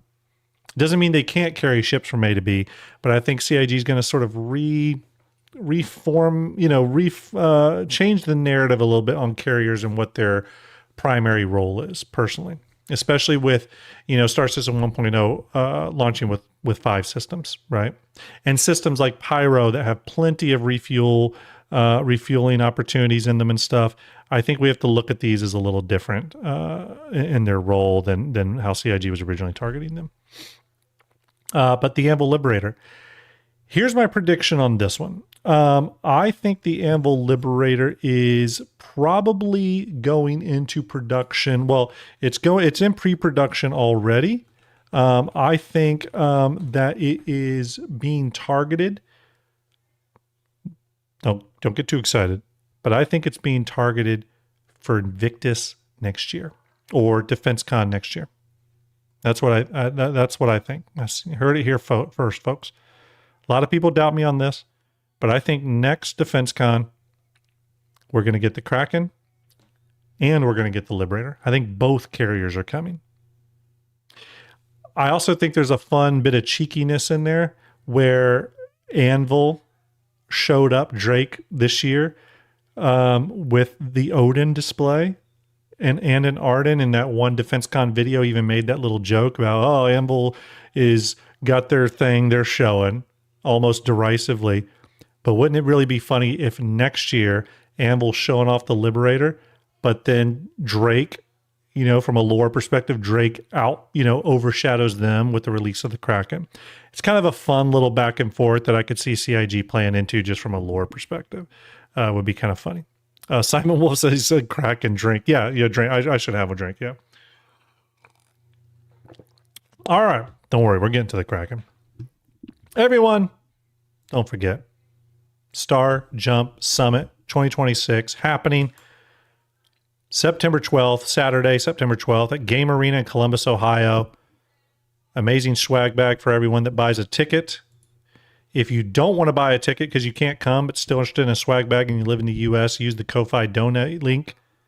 $25 donation or more towards the event will secure you a swag bag full of Starjump goodies. It's going to be a cool event. It's at an amazing venue, Game Arena. They've been a great partner with me. Just signed the contracts on that. We're going to have the event space all to ourselves, which is going to be fantastic. They've got over 50 computers preloaded with Star Citizen, so you can be able to game. They have a restaurant, an amazing bar. It's a really cool environment. I think you're all going to love it. For those of you that are coming, they have hosted Star Citizen Bar Citizen events in the past, so they're familiar with the game and its community. Just going to be a really, really cool event. Cosmic Turtle says, I love everything but the Ohio bit. Hey, I'm not from Ohio. I don't have any real hard ties here. I just live here now. But you can go to the website here, starjumpsummit.com. Link is pinned to chat, and I just popped it up. You can go to the website, get all the information, including all the event info right here. There's going to be, if you want to represent your org there, there's limited space. You can get in contact with me here. We can try to get you a table. There's going to be meet and greet. Griffin Gaming RPG from the Soul Citizen is going to be there. Dusty Star from Thrusters and Dust is going to be there. You can chat with them, give them a high five, all that kind of good stuff. Tickets on sale now, $50, pays for the venue, gets you a swag bag with all the sweet goodies. There's going to be tons and tons of raffles, giveaways, contests, all that kind of cool stuff. The old bosun says, Grim, don't forget to do a commercial on YouTube. Oh, yes, actually, you just reminded me. Bosun, you just reminded me. I'm going to go on to the YouTube now. Actually, let me go YouTube Studio, content. I'm going to make the promo video live right now. I'm going to make it live right now, so it's for the public. It's out there. If you want the link, I will put the shareable link in chat right now. You can share it with your orgs. Again, I'm going to start blasting this out very soon. Just posted the link in chat on both Twitch and YouTube. There you go. There's the promo video. Again, it links to the website, starjumpsummit.com. Starjumpsummit.com. Hope to see you all there. Hope to see you all there. Okay, everybody. Moving along. The next one. You know it. The Arastra. Let's go ahead and bring it up. The RSI Arastra. This is the industrial mining platform from RSI. It is a large ship coming in at around 120 some odd meters. It is kind of considered the ultimate mining ship. And I think you kind of have to put the Orion aside for a minute, because the Orion, I think, there's a couple limitations with the Orion that this ship does not have. The Orion can't land. It has no landing gears. Mithras, what was it? Mithras, about international peeps that want the swag. So there is a Ko-Fi link on here. You can donate. It's a $25 donation will get you a swag bag. If you're international, I will get it to you, but you may have to wait slightly longer to get the swag bag, because I have to wait till after the event, and then I'm going to need to package it out and send it out to you. But my goal is to get it out to all international people that donate $25 or more towards the event. Okay, you don't have to buy a ticket. It's just the Ko-Fi donation. We'll get you that. Okay. Furious Rue says, last time I was in Columbus, Ohio was 40 years ago. It was a real nice little city back then. Rue, it's a big damn city now, and it's still pretty awesome. So hopefully you can come back soon. So, but yes, the RSI Arastra. Now, the big question with the Arastra is, when is this ship going into production? Okay. And that's a great question. A lot of people are hoping that the Arastra goes into production after the Galaxy comes out. Okay, that would make it another large RSI ship that goes into production in one after another. The big difference with this one is the RSI Arastra is plugging into a slightly different RSI design aesthetic, which is their industrial aesthetic. CIG has talked about that in the past with the Salvation. The RSI industrial aesthetic is a slightly different aesthetic, okay? So you have to keep that in mind. So that being said, that could mean that maybe it's not going into production, or to production right away. If they do decide to put it in production, it'll be primarily because they feel they need this level of mining gameplay in the game. What do I think? I think they should put this ship into production. I think they're on such a roll with RSI that if they could continue that, that would be really good. I would say that if it's a matter of this ship going into production after the Galaxy, or CIG moving forward with something different, like the Banu Merchantman or something, I would say go with the Banu Merchantman, something people have been waiting on. The Arastra is still a pretty new concept. Okay. But it is a heavy-duty miner. This is the mining ship you want, okay? It's got the onboard refinery. It's got the full, the ability to land. It's got the ground turrets. It's got 3 mining turrets. So this is the big daddy mining ship. For many people, will be the end-game mining ship, okay? For many people, will be the end-game mining ship. Do we have, it looks like we might have Art joining us. We might have Art joining us. 1 second, everyone. Let me plug Art in. Let's switch over to our 2-host view. Let me grab Art. Dude, I'm sorry. We've already talked bad about you because you failed. You Fair. failed I hard. did. But you did slightly miss the let me get your camera plugged in That's here very so true. everyone can see. Um, let's see if you come in. There you are. Art, how are you, buddy? Admonish. I'm ready for my admonishment. Okay, everyone, Uh, it's Art. Well, let me pause on the arrest real quick. Swing back over here. We talked about and unveiled the Starjump Summit. People are buying tickets. It's a real deal. We went through it, I love it. everyone. Art has been doing a massive amount of work behind the scenes, helping this get planned and organized for you all. It's going to be incredible. He's going to be there. He lives in Columbus. He's going to be there. How convenient is that? We really want this to be a fantastic event for everybody. Again, get your tickets now. StarjumpSummit.com. It's live. It's happening. Art may sleep through the event. It's possible. Very possible. I don't know.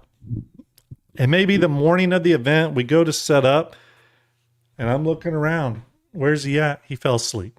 He misses it completely. Probably. It's possible. Admonishment is due.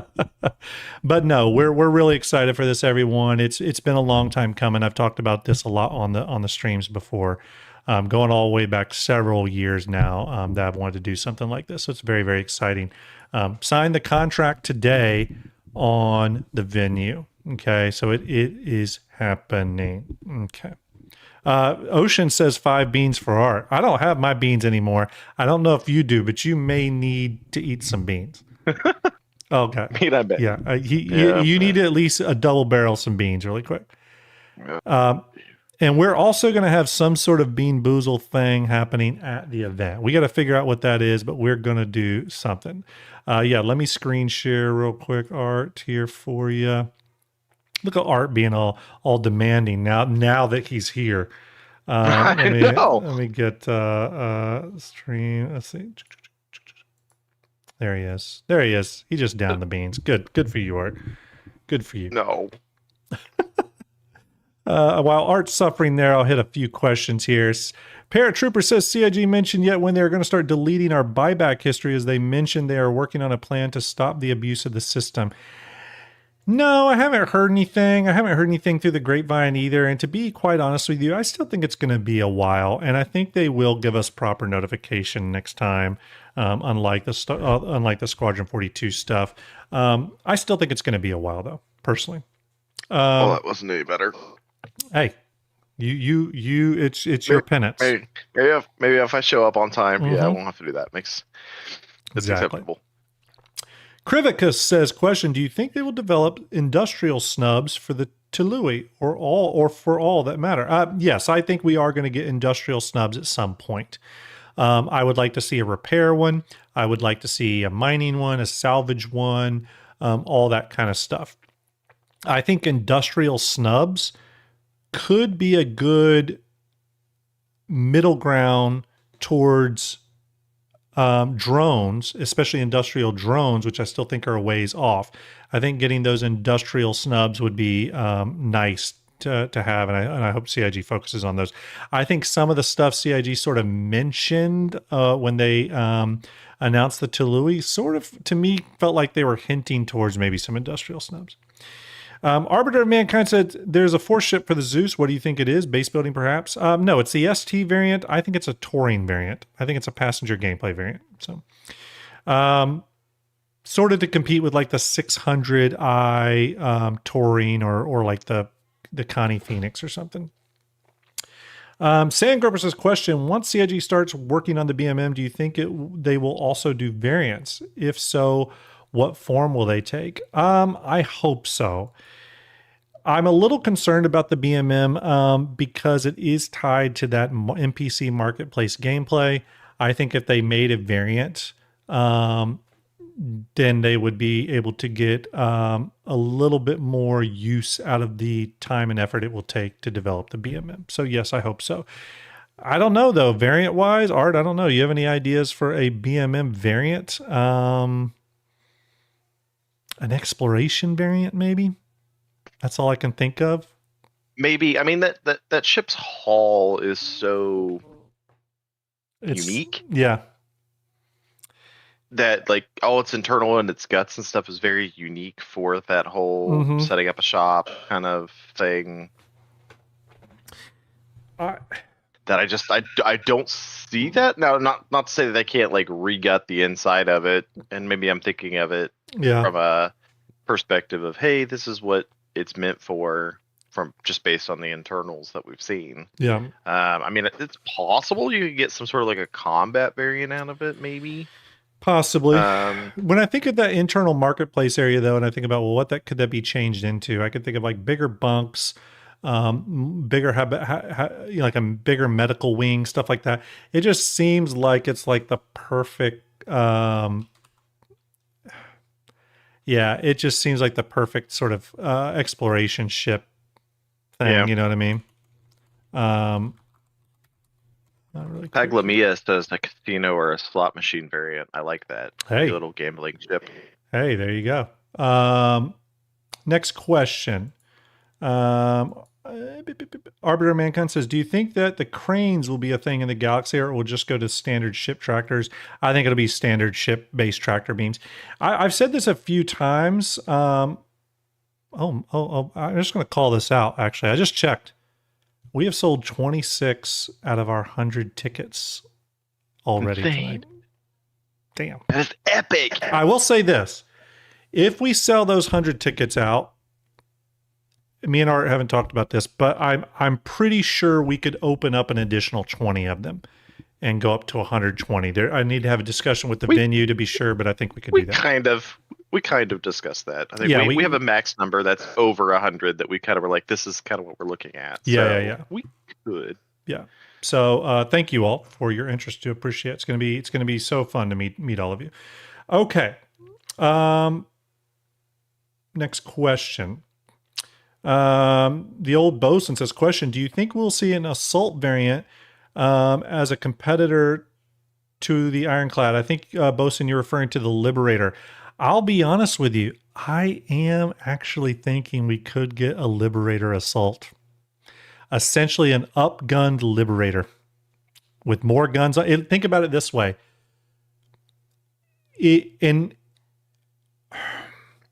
What they could do is possibly change the pad layout too. And there's a couple ways they could do that. They could also, they could just load it. It could be the same Liberator, just loaded up with guns.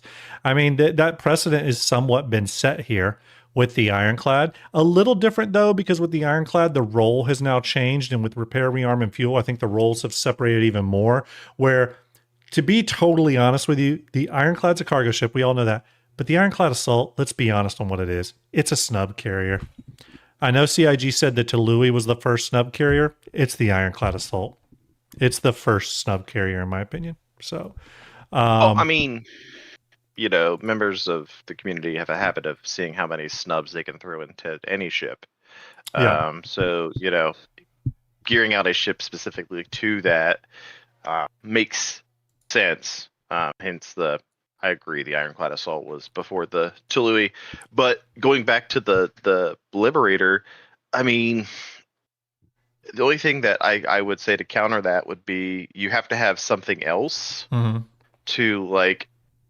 It's the same thing with what we're your Skunk Works on your anvil carrier right now is you have to have a negative there somewhere, right? And I think just upgrading and putting more guns on it is not enough for CIG to do a variant. Like there would have to be some sort of give or take there. Yeah. And maybe they get rid of the hangar bays for more, maybe they get rid of that lower pad for, a bigger box frame so they can carry more things internally. I have no idea. I mean, yeah, absolutely. Another couple of questions. Then we'll go to the next ship. Bold Bosun says, nope, got that one. Desert Punk says, question, doesn't that just turn them into repair ships? You're talking about the repair, rearm, refuel capability for carriers, I think is what you're referring to. And yes, to some degree. And I think the issue is because the role of a carrier is kind of weird now. Well, we only have 5 systems. So to me, the fact that a ship can carry other ships just does not have the weight it once had.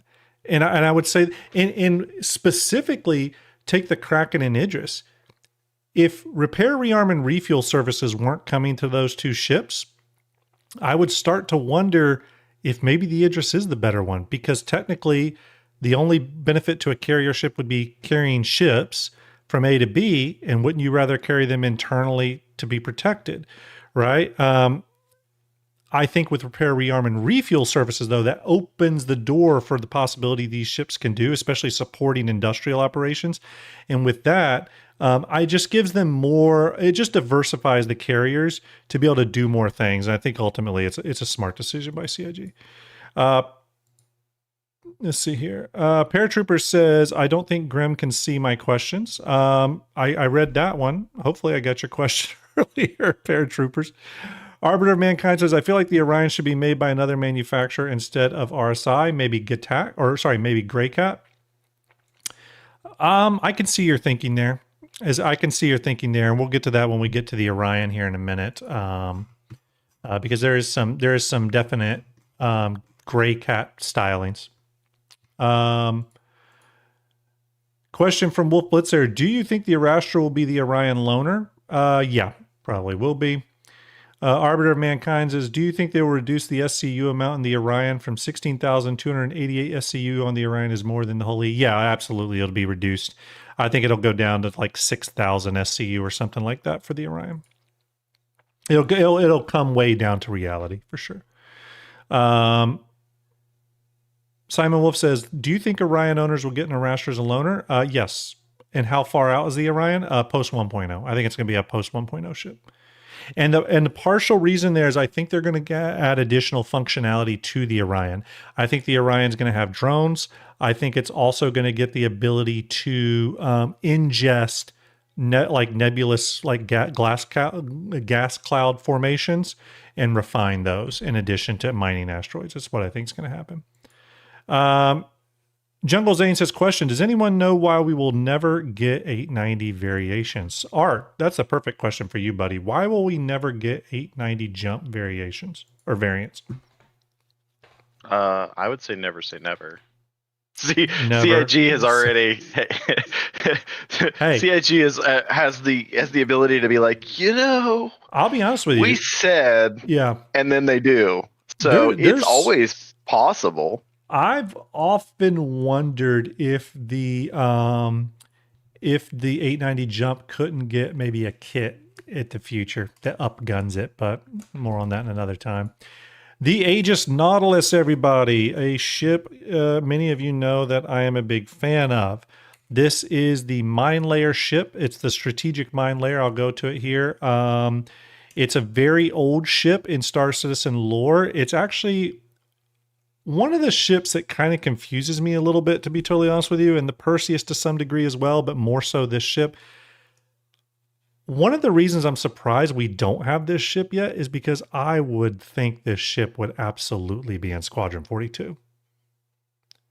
Really old UEE Navy strategic mine layer. You would think it would be in there, even if the drones and stuff aren't there. It does surprise me CIG didn't almost prioritize that for Squadron at the very least. But it is a strategic mine layer. It's going to be able to drop a host of things. Currently showing homing mines and sentry mines. I guarantee you there will be others, okay? I guarantee you, and I'm going to show you some evidence to that in just a second. It also can carry the Nemo drone, which is essentially a drone that specializes in neutralizing and recovering mines. So, for example, one thing you could do in a Nautilus is not drop mines, but go out and recover mines and resell them. You know what I mean? A lot of people will use a Nautilus for salvage operations because trust me, when we can drop minefields, I promise you minefields are going to litter the verse. And there's going to be people that find a good way of making money by going out into these minefields and cleaning them up. It's a really cool ship. There have been some leaks of it in the past. And when I say leaks, I mean specifically surrounding some concept video stuff. I will show you that here. Bear with me. Let me copy that over. That'll take a second. Hopefully the stream doesn't pause. I had this issue earlier. Come on. So I have this one hard drive that keeps wanting to get woke up, and every time it does, the stream pauses for a minute. So hopefully that doesn't happen. But while we're waiting on that, I'm going to pull something up here.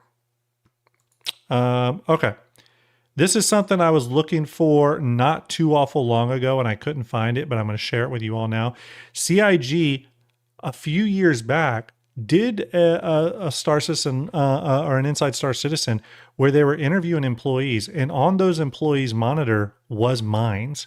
And on the progress tracker at that time, again, this was several years ago, mine development was in active production. And you can see some of that right here. I'll share the screen. You can see the mines in development on this person's monitor, including stuff like EMP mines and other really interesting things. Again, showing that mine diversification. And there was 3 moments of this. This one here, which is showing the arming mechanism of the homing mines.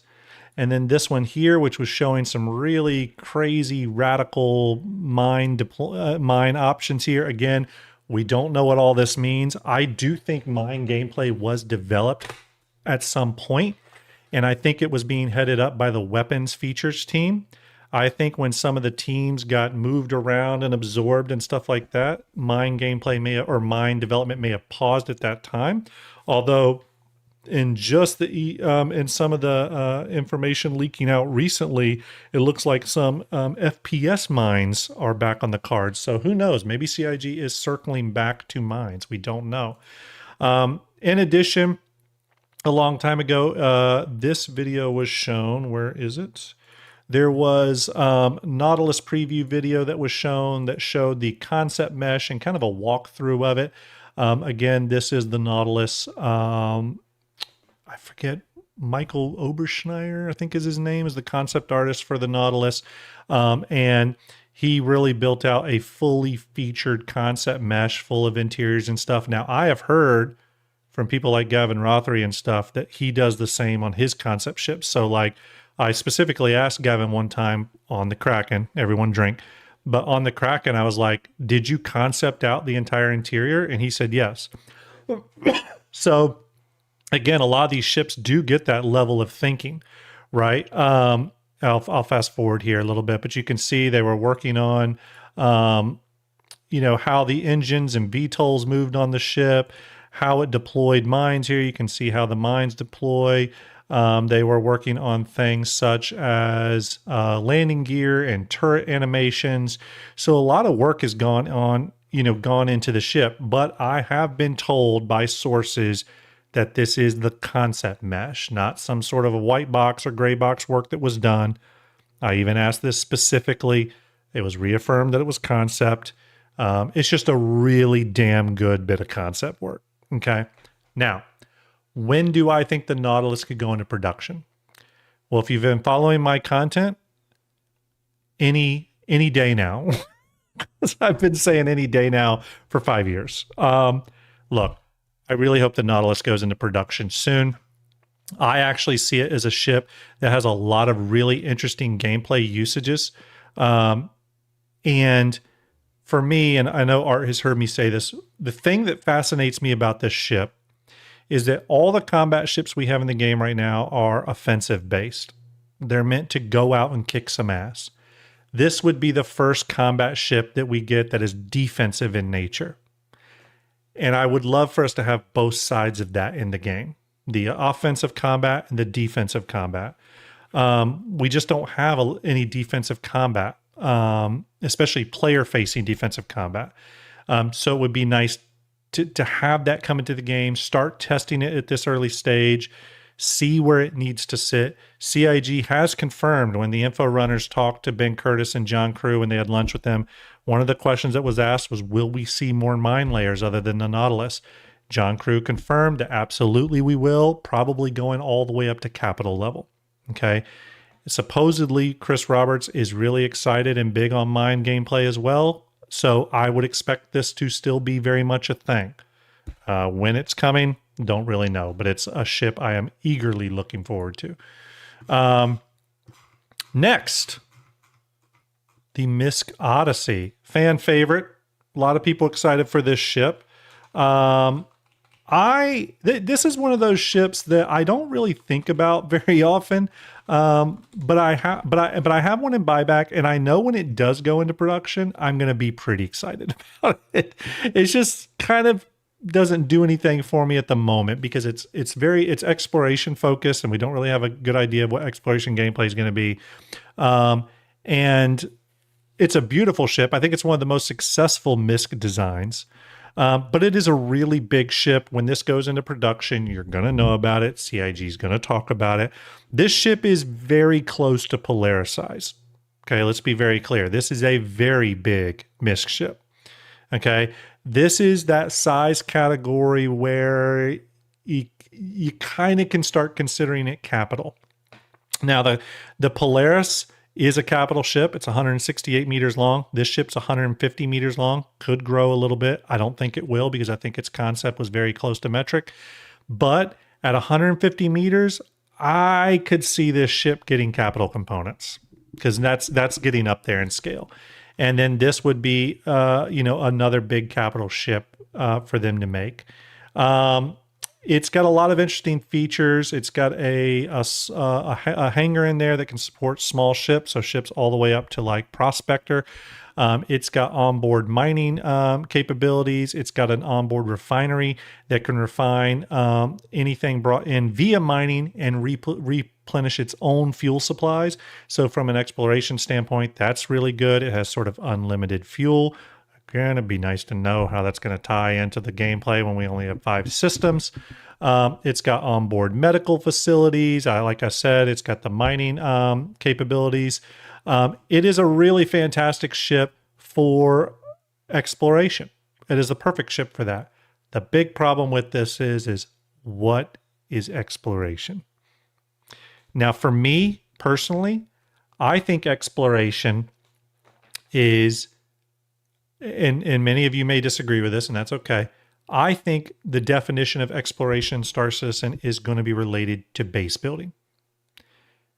I think it's going to be about scanning planets, scouring planets, and I think scanning ships will do that to some degree, but I think scanning and exploration are kind of part of the same algorithm here, the same, solution, formula, whatever you want to call it. Formula is the word I'm looking for. They're part of the same. I think this is just on a much bigger scale. What's to say, too, that we're going to have to do some level of exploration when it comes to building space stations, for example? Maybe we have to scan for certain parts of stable space. Who knows? CIG can make whatever up, but we need a clear definition of what exploration gameplay is. When do I think this ship's going into development? Well, it would not shock me if this ship goes into pre-production late next year. That's a prediction by me. It has to do with their cadence, manufacturers they've been focusing on, manufacturers they've been building up to, and a few other things. I think it could go into pre-production late next year, which would mean like an IAE release in 2028 or something. So we're talking far off here. I don't think this is a ship coming out anytime soon. As a matter of fact, I think there's other backlog ships that are ahead of this one. Liberator for sure. And I actually think the BMM may be in front of this one. Okay. And I know some of you may say, well, why would the BMM be in front of this ship? The BMM has NPC marketplaces. Yes, but there's one thing about the BMM. If you go back and watch some of their pre-production videos on it, and we'll talk about this when we get to the BMM, what did they seem to lean into on the BMM quite a bit? Its cargo carrying capabilities. And at 2,800 SCU of cargo, you can release the BMM and say, it's a cargo ship for now until the marketplaces are active. Okay. I think that's going to be a very clear thing they do. Okay. Or at least it's something they could do. We just got a raid. Who raided us? Dad Bod Bard TV raided. Appreciate you, Dad Bard. I just said Dad Bard. Dad Bard. Dad Bod Bard. You said you forgot the bod there. You're just like, you know what? I did. You're just a Dad Bard. I did. Thank you. Yes, Dad Bod. Thank you very much. Appreciate it. Hope you're doing well. Had a good job interview today. Hopefully he gets it. Fingers crossed. I just got the message a little bit ago. Didn't have my phone on me, but good luck with that, buddy. I hope you do get it. It says hopefully got it. It says hopefully got it. Yes, I hope you got it too, man. That way you can finally breathe. You need to breathe, buddy. I know the driving idiots around is wearing on you, and yeah, get some rest. Have that phone by you. Be ready for that call for that job. Grab it and work up those ranks. You need some relief. You need some mental de-stressing, and hopefully a brand new job can do that for you. Everyone, give Dad Bod Bard an 07. Art, let's do a shout out for Dad Bod Bard TV, please. If you could, sir. Dad Bod, go get you some rest, buddy. So yes, I think this ship could go in pre-production late next year. We'll have to see though, but I think other ships may be in front of it. Misk Odyssey, very popular ship. People are excited about this one. People are really excited about it. Okay. Now we're moving on to some interesting ones. Let's talk a bit about the Hull E and Hull D. We're going to group these together, okay? CIG did reformat their... oh, Mufasa's in chat. Mufasa, salute to you, buddy. Appreciate all your donations for St. Jude. You are a legend. Mufasa, also local to the Columbus area, and has offered to help out as well. Believe I put him on the strike team list. Love it. We'll regroup on that. But the Hull series. These are big ass cargo ships, everybody. We currently have up to the Hull C. Very useful in game now for hauling big cargo. When could CIG, or what would get CIG to the point where they need to work on the Hull D and E? Well, for me, it's pretty clear. I think the point at which these ships become useful is when A, we have all 5 systems in the game. So there's a lot of interstellar travel. And B, and probably more importantly, when we have supply hubs and space station building in the game, because I think these are the ships that are going to service cargo to those supply hubs and build out those space stations in a timely manner. I think for sure you're going to be able to run caterpillars and ironclads and, caterpillars and all that to service those. But I think it's going to take a long ass time. I think you're going to need the big cargo ships, the ones that can carry thousands of SCUs of cargo, doing multiple trips to fill up those supply bays. So that's the only world where I see these 2 ships mattering. Now, what is the timetable? I actually think we could get the Hull D before 1.0. I actually own a Hull D. I think we could get it before 1.0. The Hull E, I could see CIG waiting on that. I could see CIG waiting on the Hull E until 1.0 or anything, because it's not like they got to get it in for any sort of feature. It's just scales of cargo at that point. And I think the Hull D reaches out to as far as they would need to in a pre-1.0 environment, right? And we know CIG adjusted the cargo. The Hull D went from like 20 some odd thousand SCU down to 6 something thousand. Or 6 or 8,000, I forget. And then the Hull E went from 98,000 cargo down to 12,000 something. So they brought them a lot more down to earth.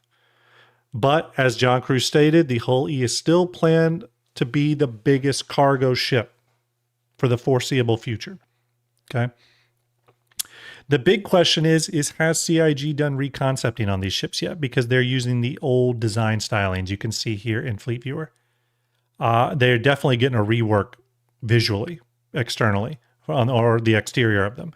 The question is, has CIG done that yet? We don't know. I personally hope they take on some Starlancer and Odyssey kind of vibes. You know what I mean? Personally. We'll have to see, though. These ships cannot land with their cargo fully laden, and I don't think they're going to be made to land with their cargo fully laden. This isn't the Hull B we're talking about here. CIG is going to want to do something, These are in space focused cargo ships running from station to station to station.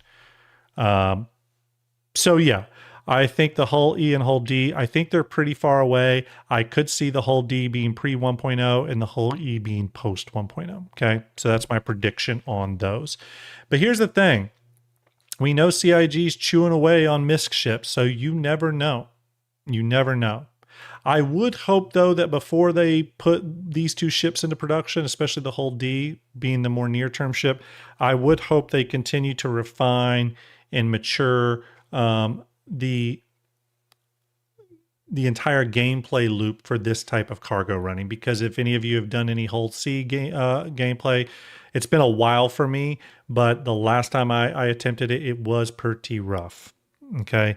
So hopefully they can mature some of that before they put these back into production. All right. Let's go to the next one. The Endeavor. The Endeavor. I almost said the whole E. It is kind of the whole E. The whole F. Yeah, the whole F. Let's talk about the Endeavor for a minute. I specifically pulled up the master set here. For those of you, by the way, at Fleet Viewer, or didn't know, you can pull up the master set in Fleet Viewer. You just have to check off unofficial or official only. The master set, though, is specifically what is keeping this ship from being focused on. It ties into so many gameplay loops.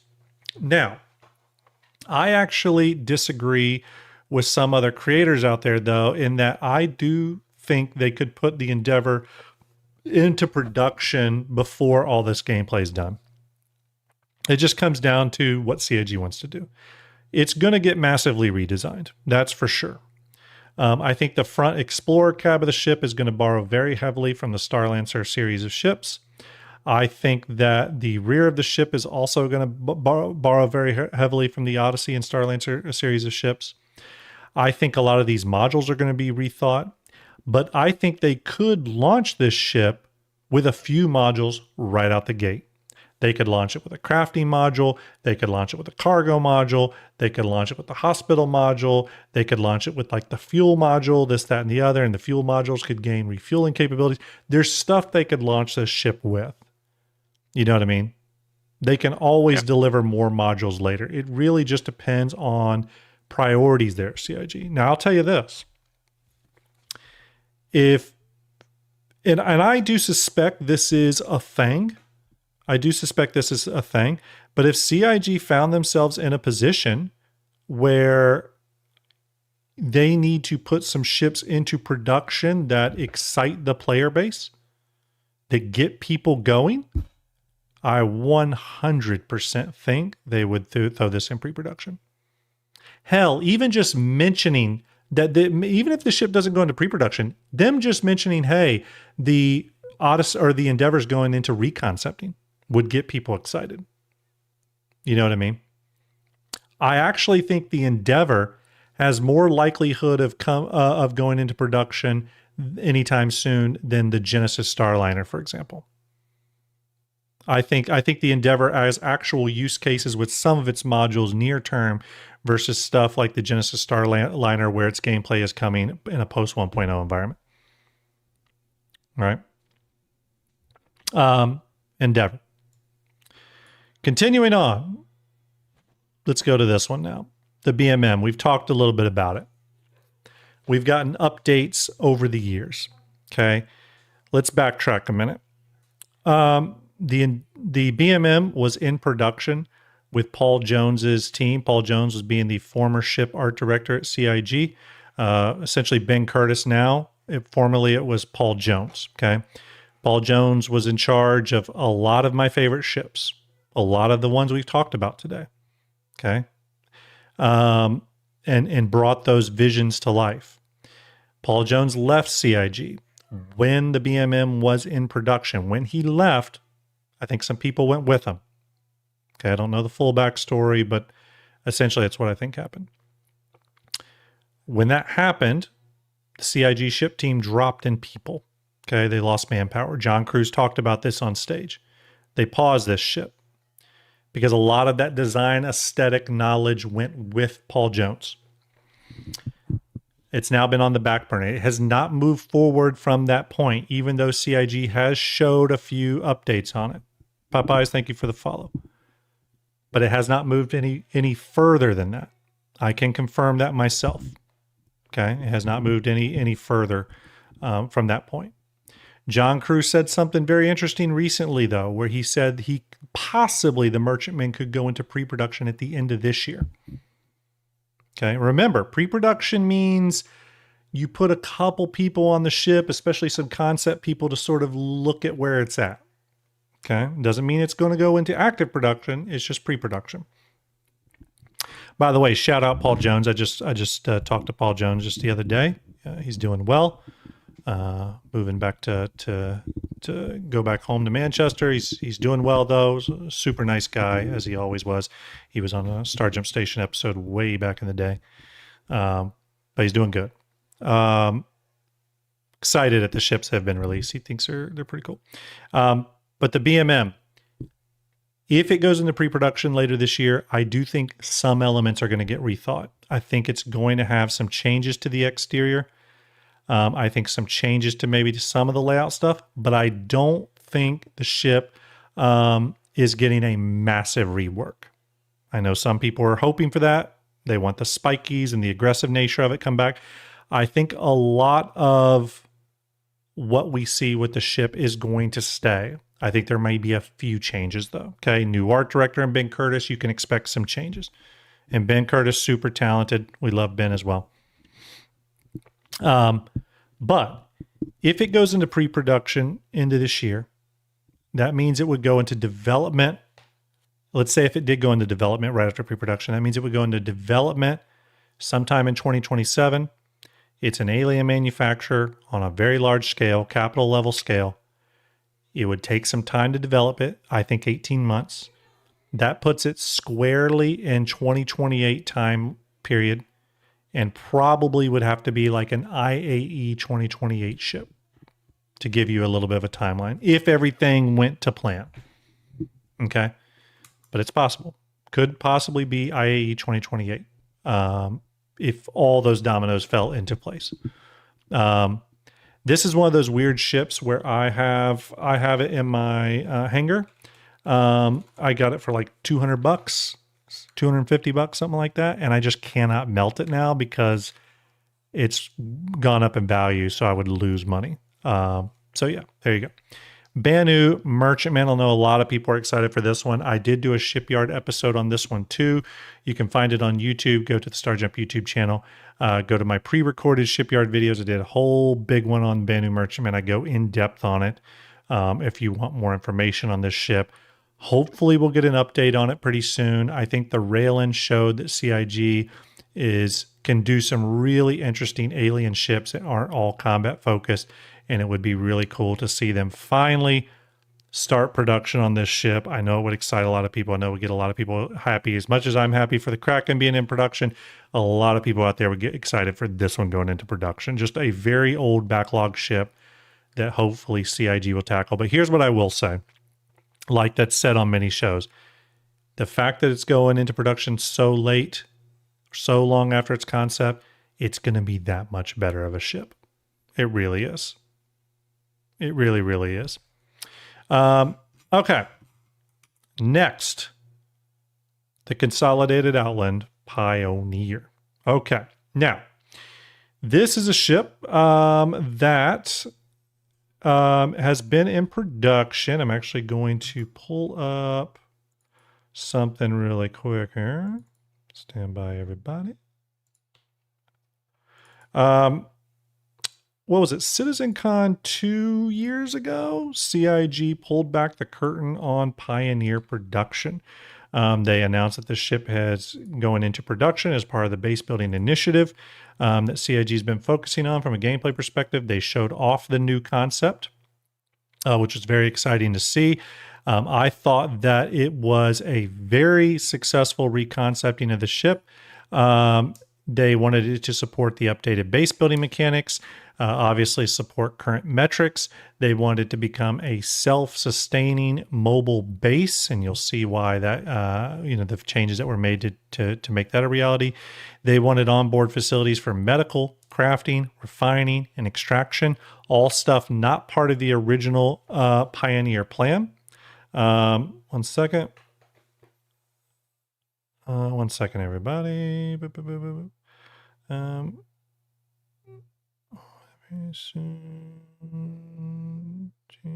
Okay. But they've really rethought this ship to service the new vision for base building, I think, for the better. The ship is the only ship currently spec'd to build the supply bay, which will obviously unlock space stations. It has an entire fabrication hangar, 4 extra large drones, crafting stations, an onboard landing facility for small ships. It's got medical facilities, really great habitation. It carries 1,000 SCU for all that building and fabrication. Again, just a really smart rethink, reconcept that plugs into the modern game.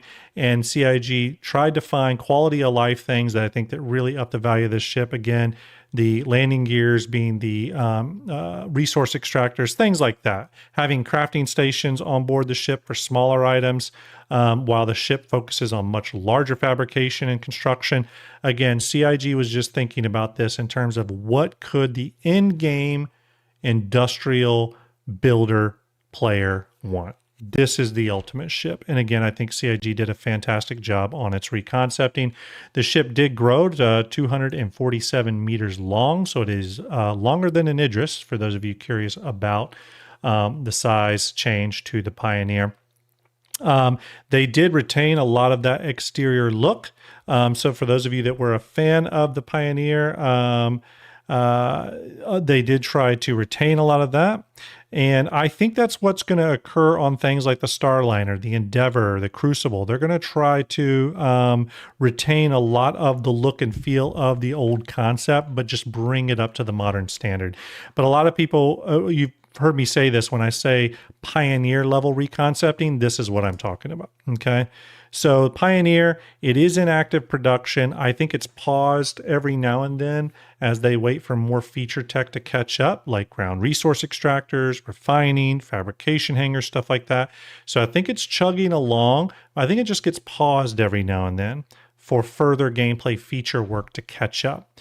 When do I think the Pioneer could come to game? Well, we know we're getting base building, or it's been alluded to that base building will be coming into the game in 2027. I think it'll come in at the small and medium categories, later in the large categories. I think the Pioneer is a 2028 ship.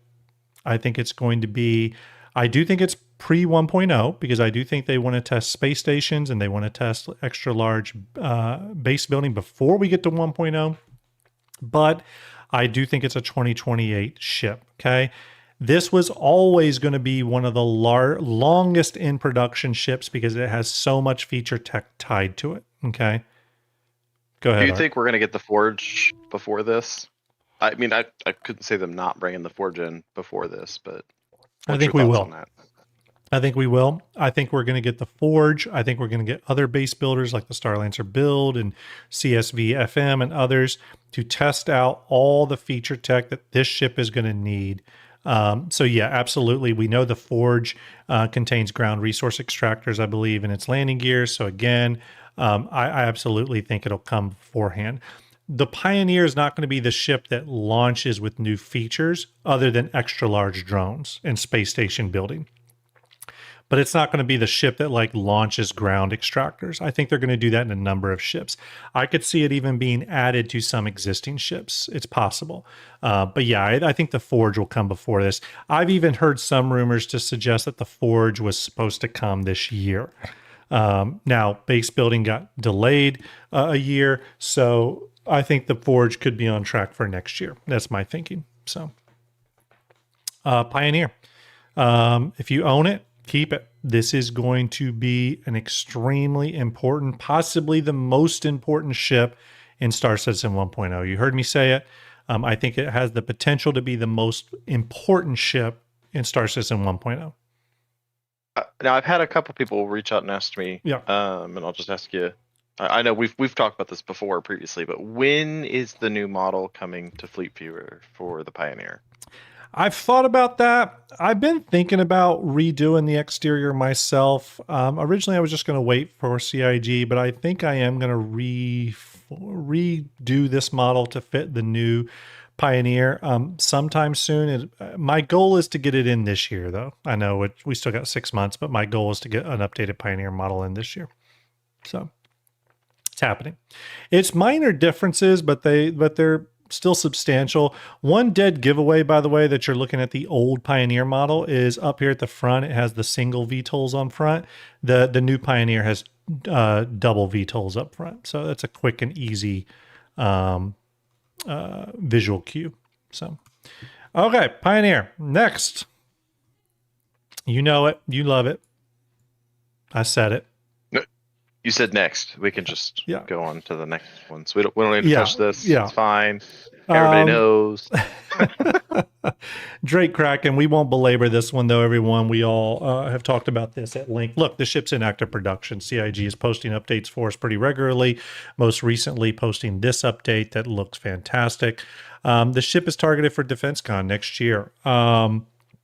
So we do not have to wait long on this one. I think the big thing with the Kraken is I was doing some additional, thank you, Bosun, for the hydrate, and thank you for the follows, everyone. Do appreciate it. I think with the Kraken, the big thing is I was doing some measurements of it, and I do think that the deck, the dual medium deck is a little oddly sized and almost a bit undersized. In the new white box models, it does look like CIG has scaled that up to a degree. And I think that is to better accommodate medium ships. And if that is the case, I am really excited to see how those changes will manifest themselves on the Kraken and when they'll reveal that, because it's obvious some changes were made. It's obvious some changes were made. This medium deck just extends a lot wider out now. So I think actually that could make it carry a wider range of ships than we even previously thought, right? So it is exciting to see. Again, I don't know exactly when CIG will unveil more of the ship, but it is coming along. We don't have long to wait. Okay, we don't have long to wait. And that's all I'm going to talk about the Kraken. But we are going to talk briefly about the Privateer. Well done. See how well done. That? You had me there for a second. I was like, oh, that was really quick. Actually, no, we're gonna hurry. We're gonna hurry through the Privateer too. Privateer is very much like the Banu Merchantman. A lot of the work's being done on the Kraken, so a lot of the work inherently gets done on the Privateer. But the Privateer is going to wait for those NPC shops, and we don't know when those are going to come. But here's the big difference between the Privateer and the Banu Merchantman. The Banu Merchantman is still a very effective cargo ship at 2,800 SCU of cargo. The Privateer's cargo capacity goes way down to like 600 something SCU. So it now doesn't really make sense as a cargo ship. You might as well just use the Kraken. So I don't think the Privateer will come out before NPC Marketplace gameplay. So I think we're going to have to wait quite a while on that one. I think the Privateer is still multiple years away. Okay. And that's all we're going to talk about on the Privateer. Short, sweet, nice and easy. Okay, next, the Javelin. Oh boy, another ship we've talked at length about here on Starjump. The Javelin, from a lot of the model inspecting I've done, now we're not going to talk about the new Squadron 42 exterior. I don't know the state of that, but let's just talk about the Javelin as we know it. I can tell you that from what I've seen, most of the interior has been done for some time, okay? There may be one or two rooms, especially those modular rooms, CIG needs to work on. We heard 2 years ago that they were going to work on them. We heard John Cruz say that the Javelin will launch a little bit after Squadron 42's release. If Squadron 42 is indeed releasing later this year or early next year, the Javelin, I don't think, will be very far behind it. The big issue with the Javelin, though, is optimization. I think it's its number one thing.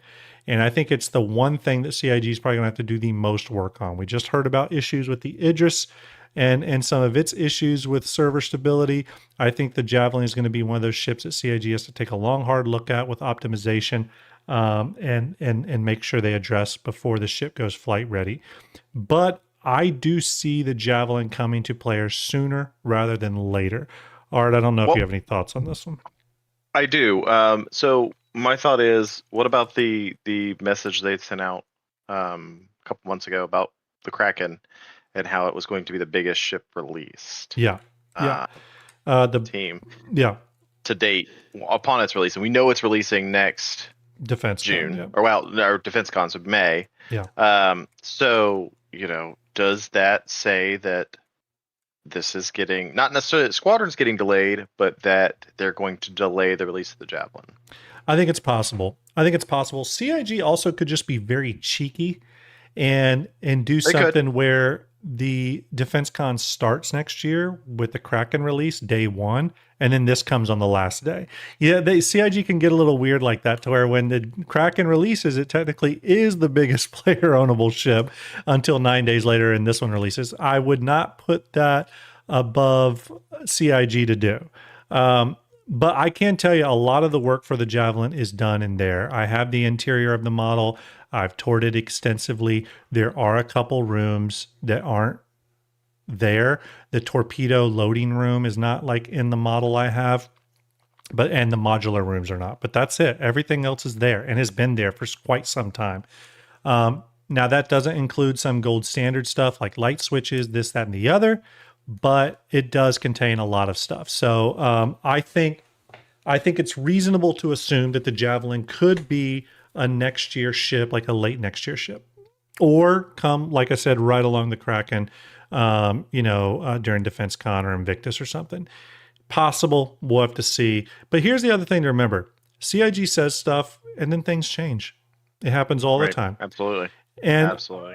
I would say, as devil's advocate for CIG, to kind of back them on this, it's impossible for them to predict all this stuff years and years in advance. The Javelin may come out right alongside Squadron's release for all we know. We don't know what they're... I think it's going to be after Squadron, and I do think it'll be after the Kraken. But things change all the time at CIG. Priorities change. We'll just have to see. But realistically, I think it's within the next 18 months that we'll have the Javelin in game. I just look at it from the fact of we don't have content for it necessarily. Right. I mean, yeah, you can argue it's just a bigger Idris and we don't really have content for the Idris, but I would counter that with we have TSGs now. That's Idris content. Right. We may have other TSG style scenarios coming. I mean, we have Xeno Threat coming where you're going to be fighting in Idris. You could argue that's Idris content. Sure. But we don't have anything yet for Javelin size, in my opinion, at least. Aside from just putting all of your stuff in a basket to take around to places. The only thing I could say is maybe CIG could do something with the Mauler or other Vandal ships, Driller, stuff like that, and possibly introduce those as like Vandal incursions and Nix or something like that, where this ship could have something big to fight. But I get you. I mean, ultimately, I see the Javelin, the Odin, ships like that as ships tailor-made for station warfare. But I think the other most likely scenario and use case for the Javelin and Odin, stuff like that, is Vandal incursions. And possibly player versus player fleet combat, but I still think those are going to be like one-offs, and more emergent. But in terms of tailored gameplay from CIG, I see it being station warfare and Vandal incursions for these ships. Right. Something that you want to gather everyone up and prepare for, like an actual, almost like a raid boss fight, right? So that's why I see for the Javelin. But I've heard a lot of people say the Javelin's far from finished. That is not true. The Javelin is mostly there. I have the entire interior model. It's just priorities and finishing out those other rooms. Now, to be clear, though, that the one that leaked with the Mauler, that was the touring version. I think JoJo even called it out and said that it was the touring version that had been in the game previously a couple years ago. and that's why a lot of things were missing. That's why the guns weren't on there and stuff. But that does not mean that they're not on the actual models. Well, yeah, and they are on the actual model.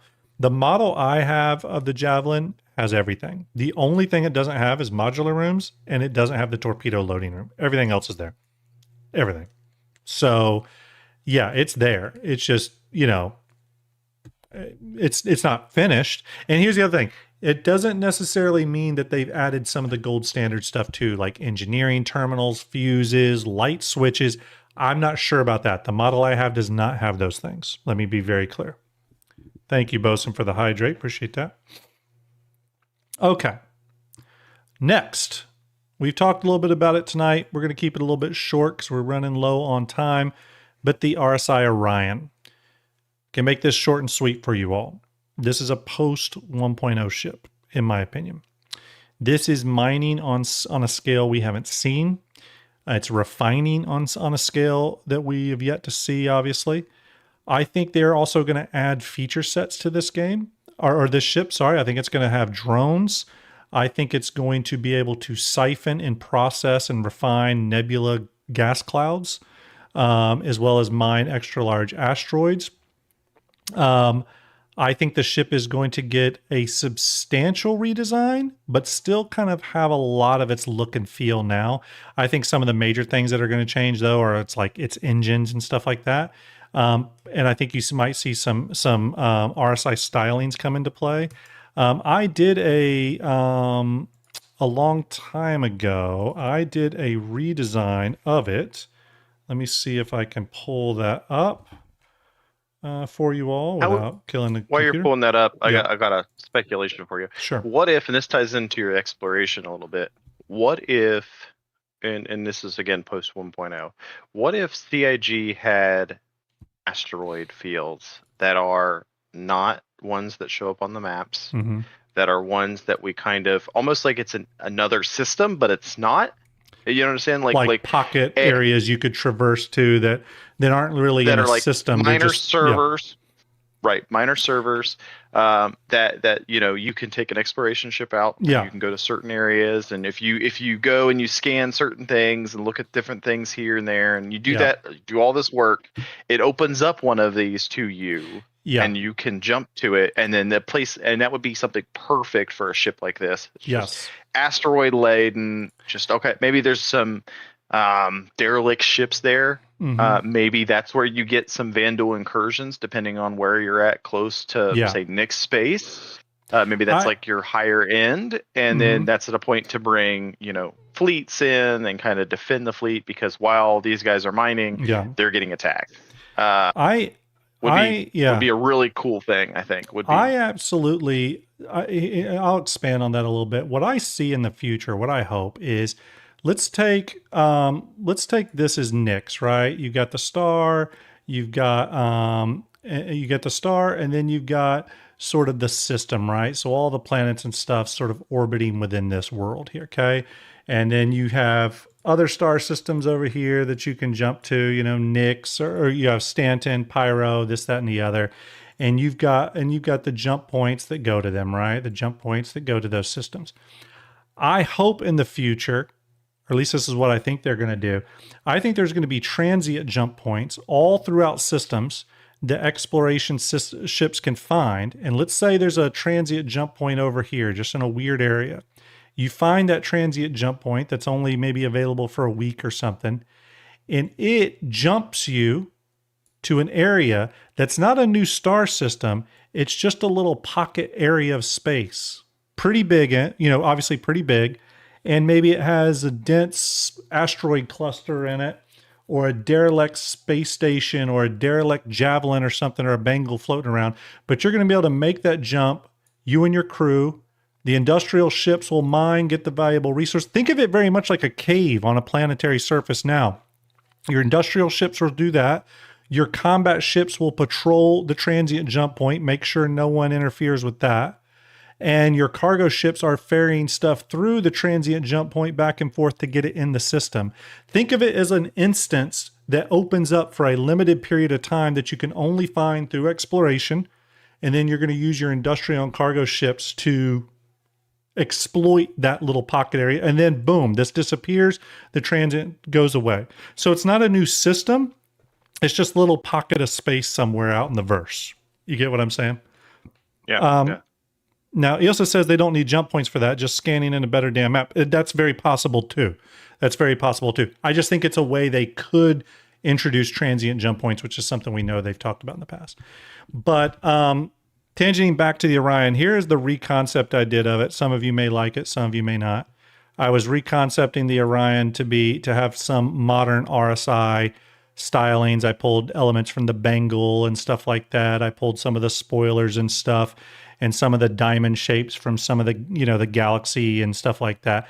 I think it was a pretty successful redesign. I wouldn't mind seeing it, and it still has the RSI industrial stuff. So we'll have to see again with this ship. I think it's a long way off. I don't have the link for it, but you can find a video CIG did. I think it was around the verse where they tore some of the internal white box for this ship.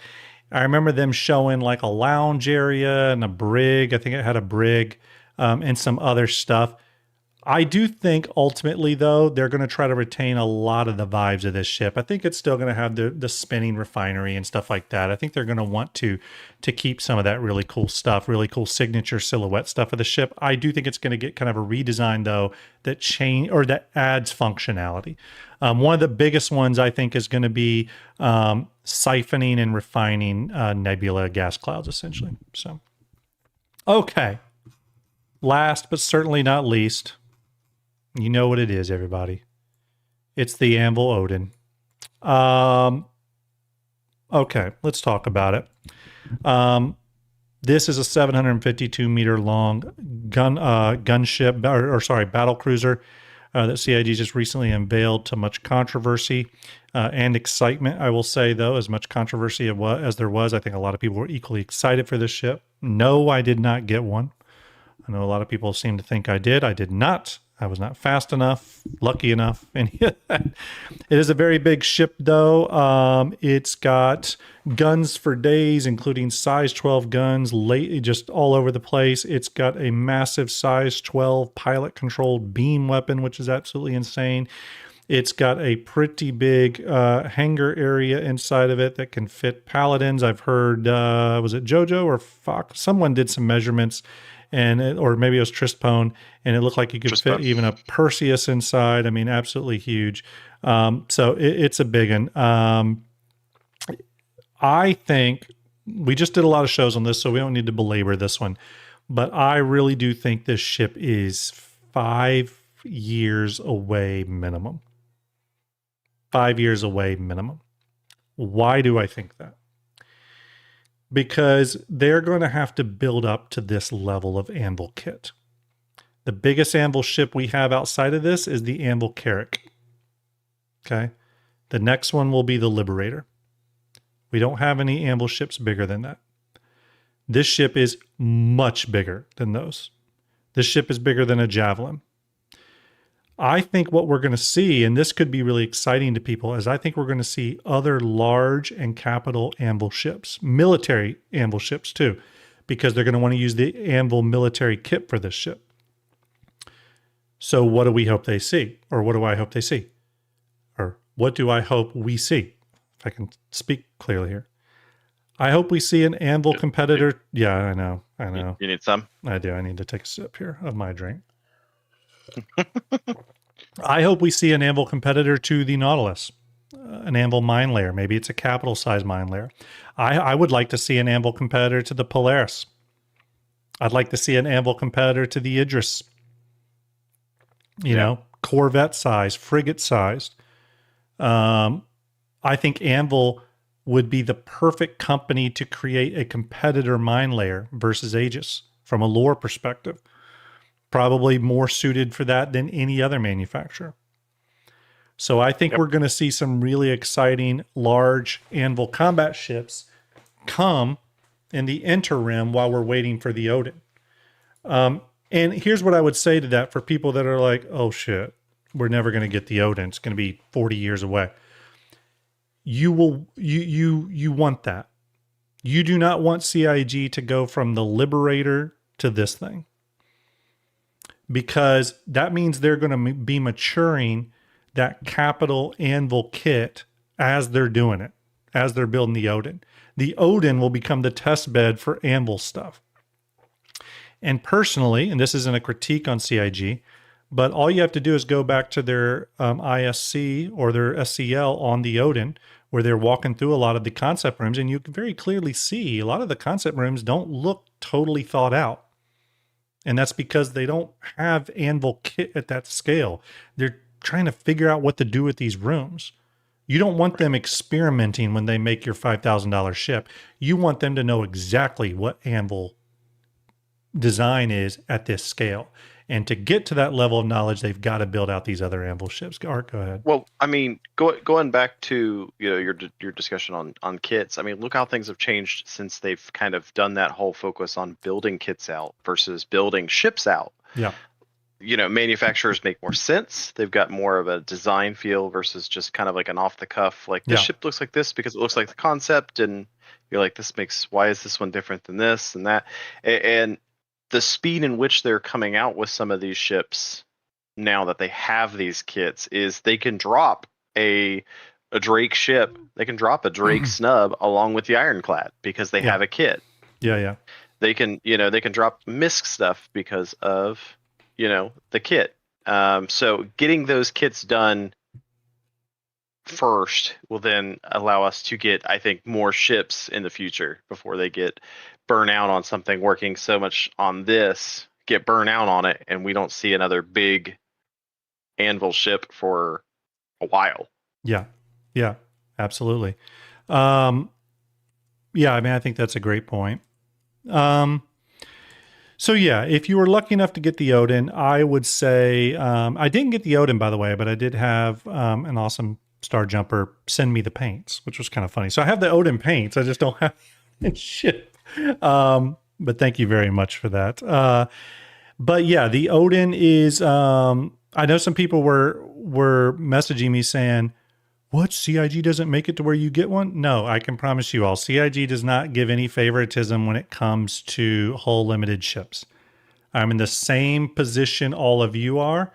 I wouldn't want any streamer privilege anyway. Again, they're going to be selling this ship in concept for the next 5 to 6 years. There's going to be many opportunities to get it. But no, I'm in the same boat as all of you. They don't give content creators or streamers or any of that any preference when it comes to hull limited ships. I don't even think they have a system to do that other than literally handing it to you. So no, they don't do that. They don't do that at all. Hell, we've even inquired about getting, and GearCon can attest to this too. We've even inquired with CIG about getting a whole limited ship like the Kraken to give away for St. Jude as a raffle, and they don't do that. It's just those whole limited ships, everyone's kind of in the same boat to get them. It's like luck of the draw. So that's, if that makes any of you feel any better. Do you think they made the first one more difficult to kind of build that rarity so that next time when they do another one, say at IAE, there'll be maybe a little bit more to kind of get more people to try to jump on it quickly? Yeah, I've been pretty open about saying that I think in this initial sale of the Odin, I think there was a hell of a lot of, or not a hell of a lot, but there was a decent amount of Warbomb ones and very, very few credit versions. Hell, it may have been even just like 20 credit versions. I have people reach out to me all the time, even people I don't know, when it comes to ships. They'll inform me, hey, I was able to grab this. They like informing me about this stuff, which I appreciate. I think this time I had 2 people tell me they got a credit one, and that was it. 2 people. Out of about 100 people telling me they were able to grab an Odin, 2 people got credit versions that I heard about. Everyone that I knew that one got it on Warbond. Yeah. Every one of them. And look, I see what people are saying. 100% with you. I could criticize the process CIG did to sell the ship for days. I still don't think there was ever going to be a perfect solution. Pretty much everything I thought of, someone else could say, I don't like that. But at the end of the day, here's what I will say. there's going to be so many opportunities to purchase a ship. I think you're going to be able to get it IAE and Invictus every year for the next 5 to 6 years. So you still may never get it, but there's plenty of more chances coming. So don't worry. When I didn't get it, and I tried to get it with credit, when I didn't get it, I was just like, oh, didn't get it. You know, Art knows, GearCon knows too. Several other people that knew I was trying to snag one with credit. I just was like, oh, I didn't get it. Oh, well. I really didn't worry about it. You had multiple windows. I had open. multiple windows. You were ready to go. You had all kinds of. I had it in my cart. I had it in my cart, and I had 10 of those up. And 1 or like 2 seconds before the timer flipped over, I just started boom, boom, boom, boom on all 10 of my carts. Still couldn't grab it. I actually just thought it was humorous. You know, it's funny. But don't worry, if you do want one, you'll have your chance. But that is the Anvil Odin, still a long ways out. And honestly, I think there's still a lot they need to figure out about this ship. I don't even think it's the most well-rounded concept. You know what I mean? It actually feels like a concept that they did in 2014, and they're revisiting it now, and they don't quite know how to bring it up to speed. So, you know, I think this ship still has a lot of maturing to do in its concept phase. CIG even admitted to that. Okay, everyone. That's it. We went through the backlog. That was exciting. I want to point back to here, though, before we wrap the show up. As I announced tonight to everyone, it's the inaugural announcement. I've been holding this back until tonight. Starjump Summit is happening September 12th. Columbus, Ohio, at Game Arena. The website is active, starjumpsummit.com. Swag bags are planned for everyone that purchases a ticket. If you want to support the event, but know you can't go, you can donate via Ko-Fi right here on the tickets page. Right now, if you donate $25 or more, I will reserve a swag bag for you. You do need to live in the U.S., though, because of shipping. For those of you that are outside the U.S. That donate, I'm going to see what I can do. You would probably just have to wait on yours a little longer because of the shipping stuff that I have to deal with and stuff. So stay tuned on that. But the fine print here with that, again, says U.S. shipping only. But I'm going to see what I can do. Again, you can purchase your tickets here. You purchase them through Eventbrite. Tickets are $50. They get you entry into the event. They get you a Starjump swag bag. They will get you Starjump raffle tickets for the giveaways and raffles that we'll be doing there. And then they'll get a discount code for a special Starjump merch store that has Starjump Summit specific items on it, as well as all the other items at a heavily discounted price. So it's essentially like getting a discount code for Starjump merch. There'll be a place for orgs if you or your org want to set up a table at the event to advertise and recruit. We have very, very limited space available. Make sure you contact me through this page here as soon as possible so we can reserve room for you. Again, those will go very quick. We will have meet and greet. There will be other people there from Starjump. I'll be there. Artorius is going to be there. He lives here as well. Possibly others from the Star. Yep, possibly. Yeah, if you're not asleep, possibly others from the Starjump team, past, present, and future. We'll have to see who's all available to get out here. Again, this has just been announced today, so it's still very new. Griffin Gaming RPG from Soul Citizens has said he wants to come. I know he's in chat. And Dusty Star from Dusters of Dust is committed, which I know some people are excited about. Other invites are going out, so we'll secure some more people. The venue is going to be at Game Arena, so very, very exciting place. I've been there before. Really cool, great food. It's a really cool venue. Again, there's going to be parking garage. Yep, parking garage nearby. Good food, good environment where it's located. The region there. They've got 40 or 50 PCs. 42 PCs. 42. Hey, perfect. Squadron 42 PCs. How perfect is that? It's a sign. It's a sign. Those will be loaded with Star Citizen. We will also have a Fleet Viewer contest that we're currently planning and some other fun stuff. I did see TSN 9 says, what's a good hotel nearby you might recommend near the venue? You know what? That's a good question, 9 Toes. Let me do some research into that, and I'll probably post that on the website. under venue, I'll probably put information for hotels nearby that I recommend. I have a friend that I work with that really knows the Columbus area very well too, and can give me some great recommendations on that. So stand by on that. But there's also an info tab here that will give you all the info on the Starjump Summit 2026. And there's going to be a lot of awesome surprises. There are going to be some awesome surprises that I'm working on. Okay. This is all very new. This is the first night it's going. Their tickets are limited though. Okay. They are limited. We will hit a point where the tickets are sold out. Okay. I can tell you that tonight, just in this stream, let me refresh the page. Stand by. We have sold a third of the tickets already. We've sold 31 tickets. And you were worried about selling 100. I know. You were like, concerned. I was a little concerned.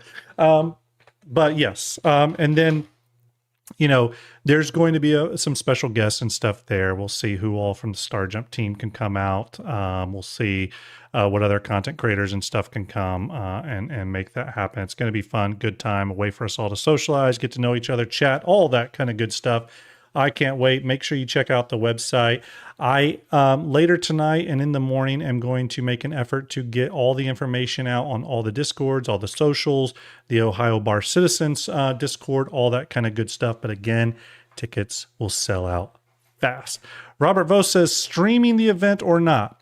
We're actively discussing it. We want to be able to do it. We're figuring some stuff out. I think the goal is to try to do it though. We've got plans. We got plans. We've discussed some stuff. We got as you said, we're reworking the Discord right now. I am actively ripping apart things and putting things back together. Oh yeah, the Discord's getting a massive rebuild right now. So the show, I guess I could say that the show channel that we kind of do the streaming in is going back to Starjump soon. The main Discord. We're going to try to use a stage format initially, so that if you guys are not able to turn into YouTube and Twitch, you guys can tune into Discord and go through the stage. We've possibly discussed that may be the way we do that, just because it's a little bit, we don't have to worry about Restream Bot for the event. We'll see. Depends on how things go from there. Yeah. Part of the reasoning, by the way, behind the Discord rebuild was because our Discord was fine. It was all running good. Everything was good. Part of the reason for it though was to sort of kill a few birds with one stone. One of the things we wanted to do that was high priority is right now I have a separate Discord channel for the shows, which we do all the show stuff behind the scenes there. Guest hosts come on there and join there and all that kind of stuff. We wanted to bring that back into the main Discord and figure out ways possibly to open it and make the shows more accessible to you all. So that's a big part of this goal. We also wanted to better facilitate, better organize Fleet Viewer and Hangar Link channels, better organize the Star Citizen content. Nothing you know and love is going to be going away. Stuff is just being combined in other channels and stuff like that. So nothing's really being lost. It's really more being reorganized. There's also going to be a new onboarding system for new people joining the Discord and stuff like that. So just a cleanup, just a bit of a refresh, and Art's putting a lot of work into it, and it's going to make things a lot smoother on the back end. So appreciate that effort, Art. Work has also started on the Patreon rebuild. That will probably be done by Sunday. Okay, so that will probably be done by Sunday for those of you that are Patreon subscribers. Patreon's getting pretty massive rework, including the return of custom ship liveries to Fleet Viewer. Okay, so all that happening. Okay, I got to go because I got to. Yeah, go ahead. Do you want to talk about the moderator thing real quick? Yeah. Actually, I'll let you do that while I'm getting something else prepped here. So we are currently getting ready to, and I'll be adding that to probably the announcements channel by Sunday. Is we are currently looking for more moderators. That'll be for Discord and for Twitch. There's a little form that you guys can fill out, availability, everything like that. We're not asking you to start a new job, but helping kind of keep the community in line. moderate things both in the Discord, but also helping us out during the shows and stuff like that. Grim and I have talked about compensation for that in some form or fashion. That's still in the talks, but we're looking at some swag, maybe some other kind of little perks and benefits for dedication and work. So that'll be coming. When that is done, you guys will be able to fill that form out. You would send it to me via my Starjump email, and then from there, me and Grim are going to review them. We'll reach out to some people. Yeah. Okay. All right, let's see here. Yeah, thank you, Art. Again, just lots of changes, lots of trying to, many of you know this. I've been trying to make a focus of getting Starjump sort of brought up a bit from sort of the haphazard chaos way it was before. Art's been helping with that as producer, and it's been a huge boon. It's allowed me to focus on other things while a lot of this back end work is done. So it is very appreciated. It takes a village. It really does.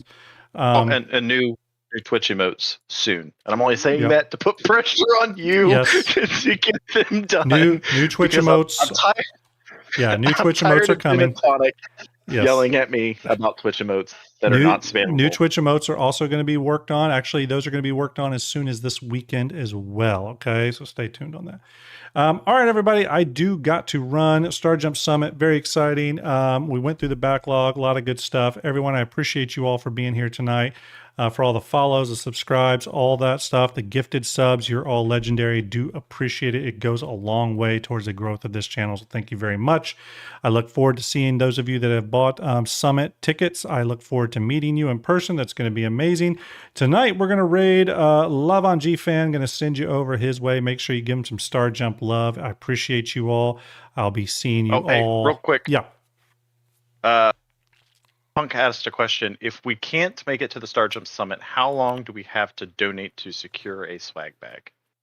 It's $25 to secure a swag bag. But up until when? They're asking, is there a date cutoff on that? That's a good question. I don't know. There probably will be a cutoff. I just don't know what it is. If I had to guess, though, you still got like a month or a month and a half to donate towards the event. But I probably will cap it off sometime in late July. And the reason is I'll have to cap it off so I know exactly how many swag bags through donations I need to account for. Okay, so that'll be pretty key. Okay, I'm going to send you all over to Love on GFan. Make sure you give them some Starjump love. I'll be back on Sunday with Skunkworks, where we start making that anvil carrier really pretty. Until then, though, you may be there or sleep. Until then, though, give Love on GFan some love. Going to go ahead and start the raid. We got 10 seconds, everyone. I appreciate you. Love you. Thank you for all the support you've been given. It's been amazing. I'm going to send you over now. Everyone have a great and wonderful night. Art, thank you for being on as well. Everyone, have a great night. Give him some Starjump love. Salute. Take it easy.